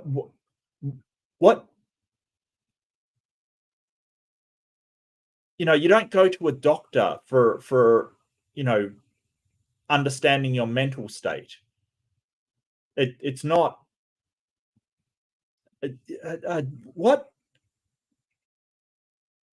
being. But if you're saying it ought not to exist, then you're appealing to some invisible standard that can't be measured empirically. That is an invisible standard that can't be measured empirically. No, I think that the intersubjective desire among humans to promote well-being is not an invisible stand. I mean, it's conceptual, so I guess you're right on that level, but nobody's trying to say that it's what you think it is, that it has to be this thing set in stone. You're claiming that it's objective. Show it. Empirically, that is used to judge potentials like slavery or not slavery, and saying that one should be willed and that the other should be opposed. One of those potentials, that is not slavery, should be instantiated by our will, and the other should be left on the shelf of mere potentials. And to make such statements, you have to offer evidence of a metaphysical and a theological nature, because there is no physical evidence available to you. No, we don't have to have a well, I mean, it's metaphysics. Concepts are metaphysical, so that's the metaphysical checked off. I don't know why I would need theological. I don't know why anybody would need that. But as I said, intersubjectivity is not just my personal preference. If I decide tomorrow, hey, in fact, slavery is fine, it does not change the intersubjective moral system of the population that you're in. It doesn't. It just doesn't. So it's not my personal preference. It is the ubiquitous preference of people in my society. And that's what morality is. You need to show that it is an objective thing. And nobody has been able to do that. And what's even more hilarious is the people arguing that morality is objective all disagree on what it is, what the moral stances should be. They always disagree. The Catholics disagree with the Protestants, that disagree with the Presbyterians, that disagree with the Anglicans, that disagree with the Buddhists, that disagree with the Hindus, that disagree with the Islam, that disagrees with itself. The Shias and the Sunnis disagree. They all disagree on this objective morality. So show yours is objective. Don't just beg the question and say it is objective. Show it. If it's objective, then you should be able to show that it's objective. Good luck. It's available to you. Which is why it's no wonder that slavery, which virtually disappeared in Christendom in the Middle Ages, started to resurge in Western civilization at exactly the time when secularism started to gain momentum and influence. Oh, wow. Wow. He's blaming secularism for slavery. Wow. Okay. For a start, slavery flourished in medieval times as well. As I mentioned, there was a divine right of kings, which basically put them in an authoritarian control. Slavery became something different during the late medieval era. In fact, it's interesting to note that most of the slavery trade during that time, on the Mediterranean at least, was carried out by Genoa and Venice, who had a thriving slave trade well into the Middle Ages. But also, it kind of became serfdom. It kind of became serfdom. So serfdom was the state at which peasants were bonded to the land, essentially. Serfs were required to work the land for their lord, and also they worked for their own sustenance. So, yes, serfs couldn't be bought and sold throughout, sort of, you couldn't buy and sell a serf to another person, but they were sold with the land that they came on. They were inherently tied to the land. So in that sense, they were bought and sold because they were part of the land which was bought and sold. They could not move. They did not have freedom. They could not leave the land. And they worked for no pay. They just sustained themselves and worked on behalf of the manor. There was short-term serfdom, the corvée agreements, and there was long-term serfdom. Like villeins were basically indentured for life. Indentured servitude was rife. So if you owed money, you had to pay it off by basically being a slave. In fact, Russia, essentially their serfs were enslaved. You could buy and sell them across, before I was talking about the serfdom of the feudal England era.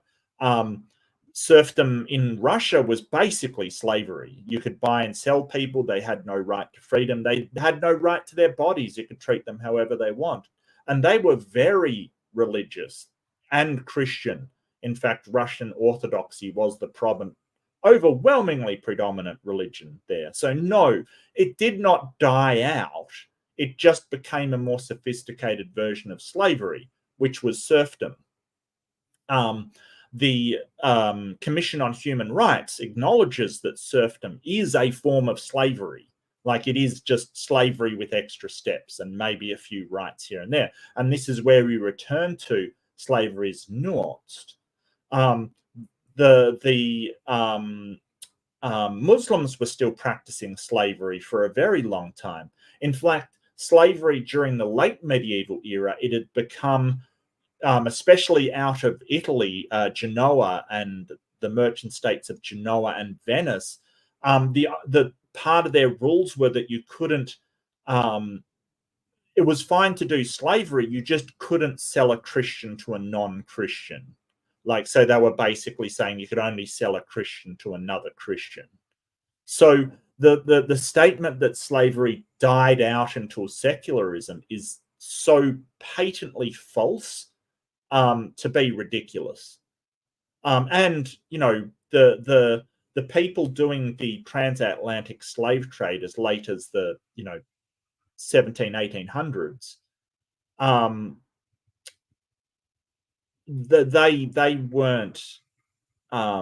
they weren't secularists. They were religious people doing that. So yeah, mostly Anglicans and Protestants doing the transatlantic slave trade. So I don't know why he's saying that. That's just so blatantly false.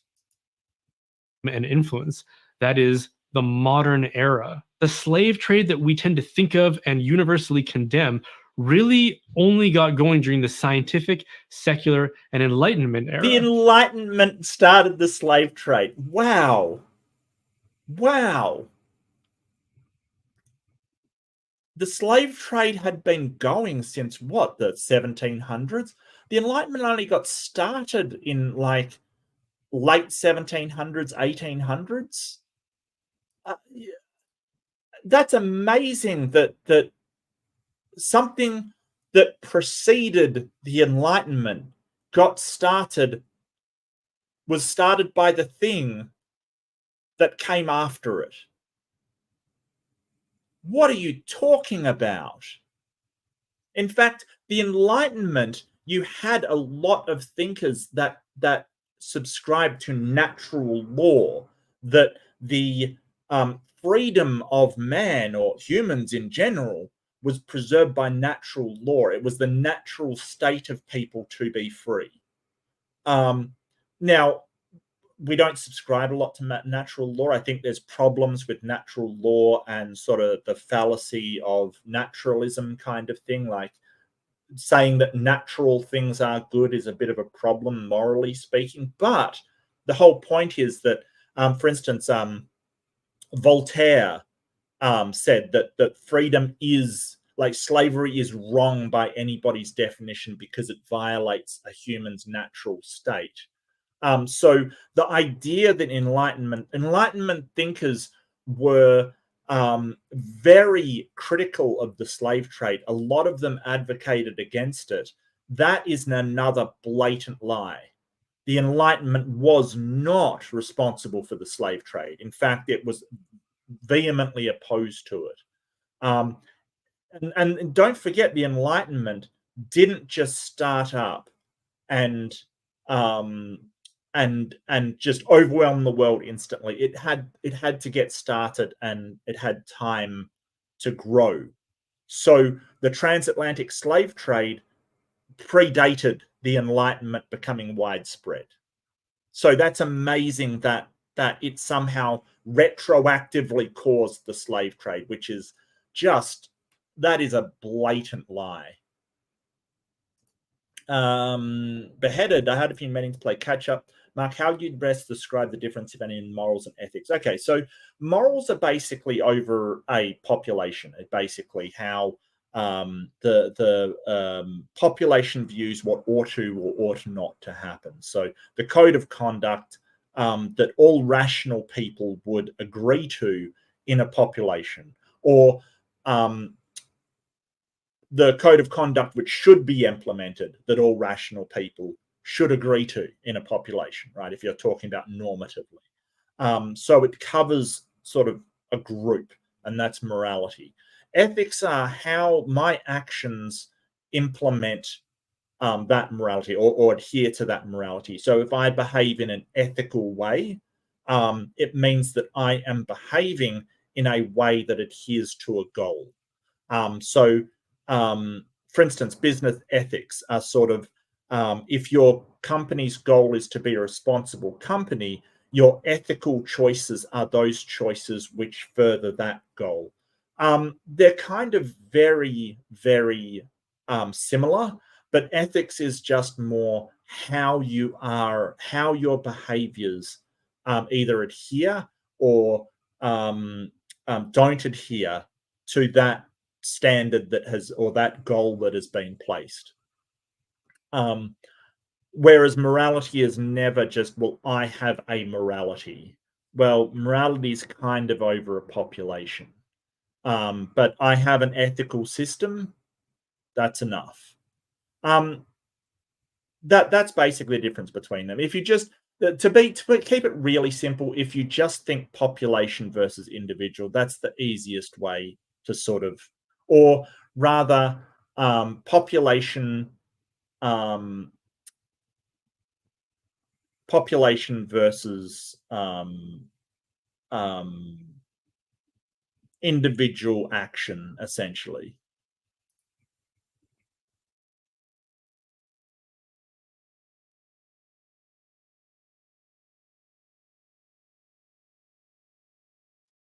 Well, I don't know. I mean, I took my definitions from Stanford Encyclopedia of Philosophy. I mean, I can look it up again, but I'm pretty sure the morality. I've read the passage on morality and ethics quite a few times, and I'm pretty sure what they say. So, hey, people might have different definitions. I don't know. That's just, what Stanford says. I think that's a working definition I can get behind. Spielcab. So yeah, that's essentially how I'd distinguish between. Enlightenment era. In the ancient world, slavery abounded everywhere. The Roman Empire was built on the backs of slaves.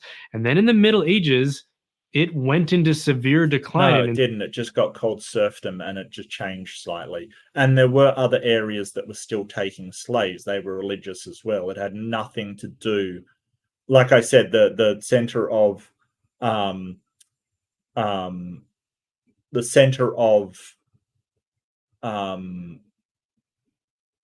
slavery was Genoa and Venice in Italy, very, very religious areas. So no, that is not true. Severe decline, and in certain places where Christianity was dominant and the church was most influential, it virtually disappeared. But then for some reason, around the time of humanism, and then the Renaissance, and then the Enlightenment. Yeah, you might want to look that up, Spielkeld. You might want to look that up. Just a suggestion. It came back. It was exactly at this time when we stopped measuring the human soul as an essential ingredient in a person's humanity and reduced that inquiry about what a human being is to only what can be physically measured. Yes, well, I mean, it had nothing really to do with the soul. It more had to do with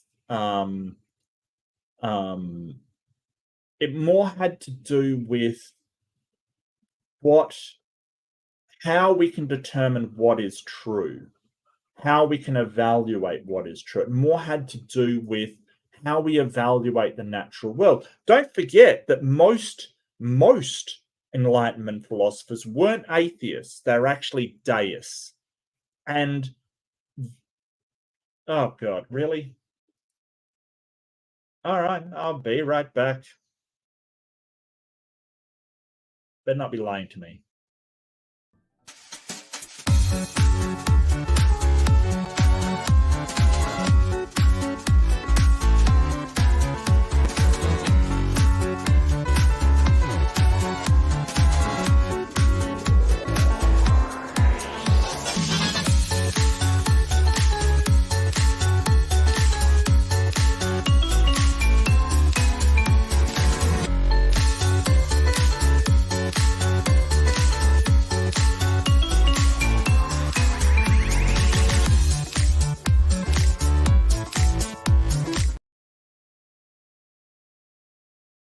All right, I'm back.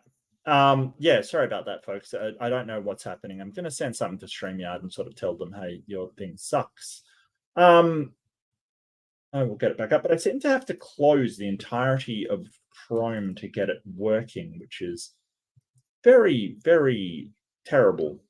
I'll get back up. But yeah, don't forget that most Enlightenment thinkers were actually deists, which means that they did believe in a god. It just they thought that he basically launched everything like sort of a domino effect, and then peaced out basically.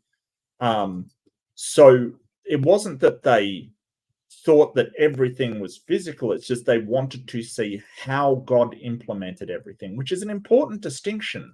That they weren't actually the atheists that he's sort of making them out to be. There definitely were some. I mentioned Voltaire earlier was definitely an atheist. There were other atheist thinkers around at the time, for sure. But that predominantly, it wasn't so much, oh, well, God doesn't exist. Rather, the investigation of how do we find out how God did these things is basically what they said. I don't remember where I was at, so I'm just going to guess. I was probably about there. Slavery is wrong. They can only tell us that it is. It exists and universally condemned. Really only got going during the scientific, secular, and Enlightenment era. In the ancient world, but then for some reason, around the time of around the most influential, it virtually disappeared. But then for some reason, around the time of around the time of humanism, and then the Renaissance, and then the Enlightenment, it came back. It was exactly at this time. No. The thanks, Spielkop. Thank you. It never disappeared. That's the thing. Never disappeared. Throughout the entire medieval, like I said, it became serfdom, and serfdom is slavery.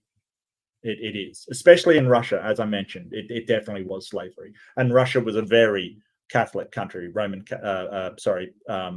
Orthodoxy was huge, obviously. So that idea is so bad that Enlightenment caused slavery. Terrible ideas. Look, I have no doubt there was maybe some people around during the Enlightenment that supported slavery, but there was a lot of religious people that did as well. I hate to tell you this, champ, but the southern plantation owners were not deists and Enlightenment. They were Anglican, they were Presbyterian, they were Christians running the plantations, sir. There were Catholics running the plantations. There was not deists running the plantations. No.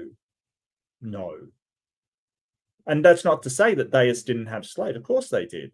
But like I said, the Enlightenment was not this, well, it got started and suddenly it was around the world. No, that's not what happened. It was a system of thinking that took a while to spread. Time when we stopped measuring the human soul as an essential ingredient in a person's humanity and reduced that inquiry about what a human being is to only what can be physically measured, only what the sciences can tell us. Yeah, no, that's the thing. That most of the Enlightenment thinkers, I don't think they thought that there was no soul, and they certainly, a lot of them did believe in a natural law, like that humans are governed by a natural, immutable law that guaranteed their freedom and their humanity.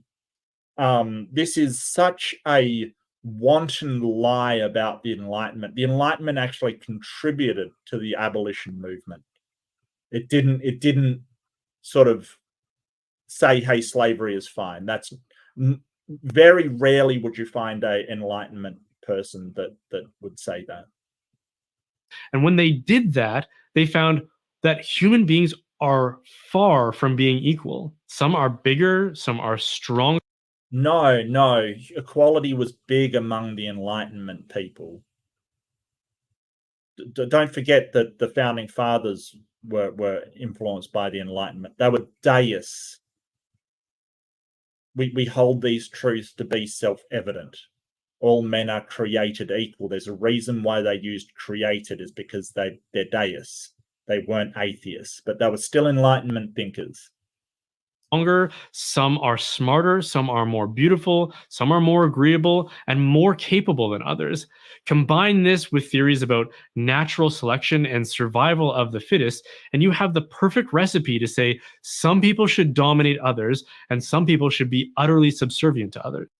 Okay, so tell me you don't know about evolution without saying I don't know about evolution. Look, you're applying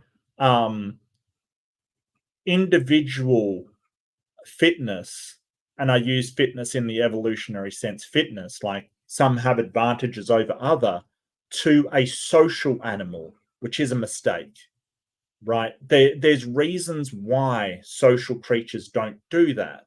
In fact, the Spartans famously used to throw away their weak children. Where are the Spartans now? They didn't make it. Their populations were too low. They didn't have enough people. We don't just judge on that. Somebody's worth to a society isn't judged upon these superficial things that you're claiming, and there's reasons why we don't do that.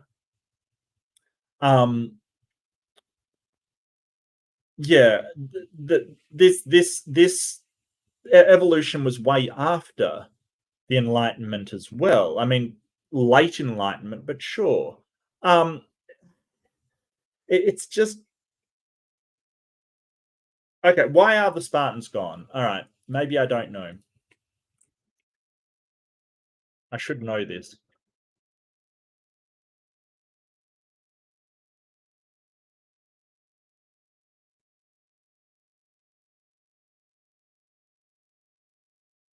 It was put to an end when it was eventually forced into the Achaean League after its defeat in the decisive Laconian War by a coalition of Greek city-states and Rome. Yeah, no, that's fair. But I do know that their populations were much lower than other Greek states because they did basically weed out children, essentially, which is what generally will happen. But my whole point is they're basically saying that, hey, if evolution is true, then we all should be killing each other. And that's not how social species work. That's not what we observe in nature. That's not how any social species works. It's not conducive to the survival of the social species. We have these pro-social behaviors. We have empathy and reciprocity for exactly that reason. It's because we need to have social cohesion. So we have these senses in order to have pro-social behaviors that allow social cohesion to take place. It's so silly to sort of go, well, you know, if evolution is true, then we should all just do this. No, evolution states that, hey, for a population to survive, social coordination for a social species is very important.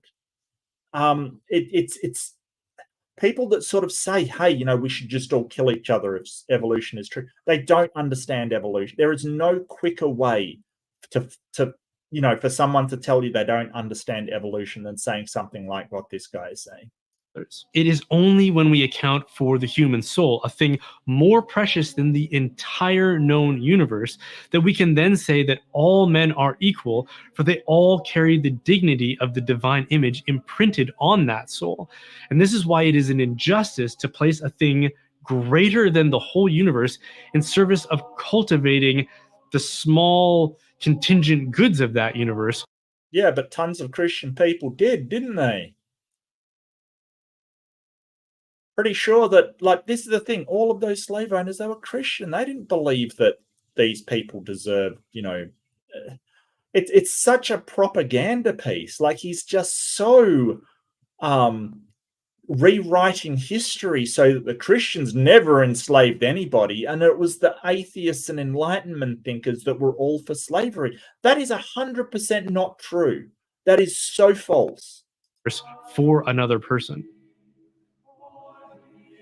Yeah, and that's his spiel. Wow, this wasn't sort of a series to go, well, can you answer this question? It was to say, hey, Christians don't believe in slavery while atheists do, essentially, is what he was doing. So dishonest, like really dishonest. I really think that this sort of rewriting of the history to have Christians as the real good guys and everybody else as the bad guys is horrible. And look, it's not like atheists haven't done horrible things. You have Stalin, you have Mao. They were definitely atheists. Definitely. But that doesn't mean that all atheists and Enlightenment thinkers, believed in slavery and stuff. That is demonstrably untrue. As I mentioned, a lot of the thinkers like Voltaire, the Prince of the Enlightenment, roundly condemned slavery as being morally wrong. So this idea that, and the idea that slavery was started by the Enlightenment because they happened around the same time. I hate to break it to you, buddy, but slavery never really went away. It was just called different things and had different centers than England.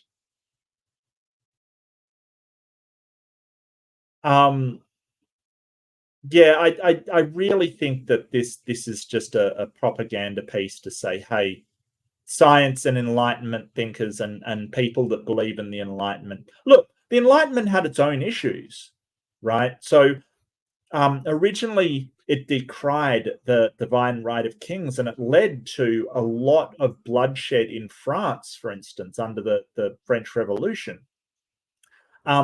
Probably unnecessary bloodshed. It had a lot of problems, but slavery wasn't one of them. And it seems like he's like, oh, well, social contract isn't enough. Well, how else do you determine the authority of people to rule or govern, I should say, because we don't really have rulers anymore. We have people that govern us. The social contract is sort of a way we can say, hey, if you want to hand down laws to govern my behavior, I have certain rights and freedoms that must be protected. And that is the social contract.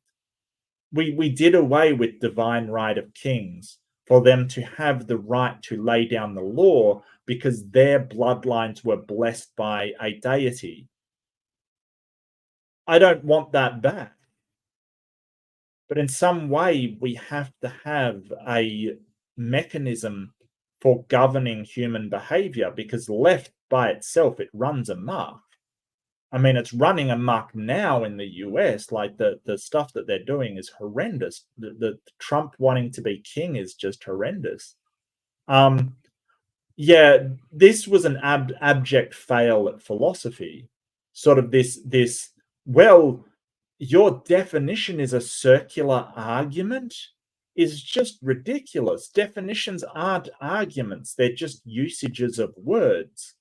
When you say, hey, I define a cat as this thing, you're not giving an argument over whether it is that thing or not. You're just providing the way that you're using the word. And quite frankly, it's embarrassing that this guy doesn't understand that. It's really weird. I mean, you can make an argument that the normative definition is not a certain thing, that like a cat is not normatively defined as what you're saying it is. That's fine, but that's a different argument. That's an argument of, oh, that's not how most people use that word.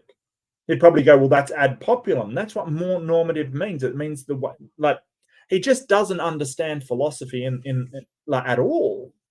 It's very weird. It's very weird. But yeah, I think that it wasn't there to actually ask the question. It was there to say, hey, the Enlightenment is responsible for slavery somehow. And Christians were never enslaving people. We actually stopped the slavery, which, so that is an interesting question. Did Christians stop slavery? They definitely were instrumental in the abolitionist movement of the US and of England. But at the time, all that was around was Christians. There weren't a lot of atheists and things. Deists were also a big part of it.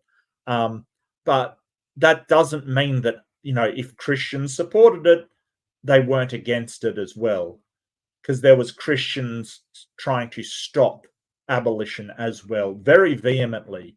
I hate to break it to you, but the Ku Klux Klan was a Christian organization, not an atheist organization. There wasn't a whole bunch of atheists riding around in white bed sheets trying to scare the black populace back into slavery. That wasn't happening. So yeah, I mean, but Christians, the abolitionists, mostly the Quakers. It was mostly the Quakers who are kind of pacifistic and one of the least problematic Christian sects. The evangelical movement is more derived from the Puritanicals, but as I said, most of the plantations were run by Anglicans because it was rich Christians from England that owned them, Presbyterians and Catholics that owned the plantations. It wasn't atheists running plantations in the US. So I don't know where he gets his information from, probably from sort of, religious sites that are trying to rewrite history. And that's true, Exomusic. You don't need philosophy to make sense. I think people misunderstand it. I think that everything is philosophical whenever you're making any statement about the world or any statement about anything. It's philosophical, but that doesn't mean to say, like, when we're talking philosophy, we're kind of meaning in a structured sense, in an academic sense. Which, yeah, you don't need philosophy to make sense in that thing. You don't. So yeah, that's absolutely true. But this has been an early one, so I do apologize. I did say a lot about it, but I think it's important. This guy is trying, like, and Christians like him are trying to place all the blame of the ills of previous societies and previous mistakes and moral blunders on atheists and secularists and things like that, which is so wrong. It is atheists and, well, not entirely atheists, but a lot of atheists, a lot of secularists that have, done the Convention on Human Rights, the United Nations Convention on Human Rights, and the human rights in general, to protect people from the excesses of sometimes religiously based persecution. So, it's sort of this, well, don't look at the world, just think about it how the religious people say it. It's really wrong. Enlightenment people did not get slavery started up, and it was not because they said, oh, well, if you don't have a soul, then it's fair game. That is not what any of them said. And I think that people do have freedoms and rights that should be inviolable, simply because they are instrumental to the human society. The society will not be cohesive with slavery. That's essentially the reason why. So the question that atheists couldn't answer was, is slavery wrong? I answered it, yes. He said that we couldn't say why slavery is wrong. Absolutely, I said why. I couldn't say, say that we define morality, which I defined. Couldn't say, so I don't know. It is probably the case that he is ignoring the answers, not that he's only getting answers that are incoherent, but he is begging the question that morality has to be objective and something that isn't subjective between people. He needs to show that, not just claim it. But thank you for joining me. Don't forget, as always, be kind to yourself, be kind to each other, because that's the moral thing to do. And morality is complicated, but I think that we have a sense of empathy. And if you have a sense of empathy, then if you'd like to be treated kind, then be kind to others. It's pretty basic. Doesn't need a lot of philosophy behind it. Just working with people to build a better society, if that's what you want. Hopefully that's what you want. I hope that's what you want. But what do I have coming up? I'm trying to secure another couple of debates. I might have one coming up against Islam again, which I always kind of enjoy. So we'll see if that one pans out. But for the moment, I wish you all the best. Happy 4th of July, all of my state-siding compatriots. And, oh, hold on. We've had a super chat come through. Because lying for Jesus isn't cool. Hill hugger for 2 Aussie bucks. Absolutely, hill hugger. Lying for Jesus is not cool. But, really good statement. Yeah, don't lie for Jesus. Lying for Jesus. But, anything to show that those dirty atheists are the cause of every single ill in the world. Nothing they can do right. Nothing they can do right. Anyway, big shout out 4th of July to all of my American people out there. Have a great day. Have a great evening. And I will see you in the next one.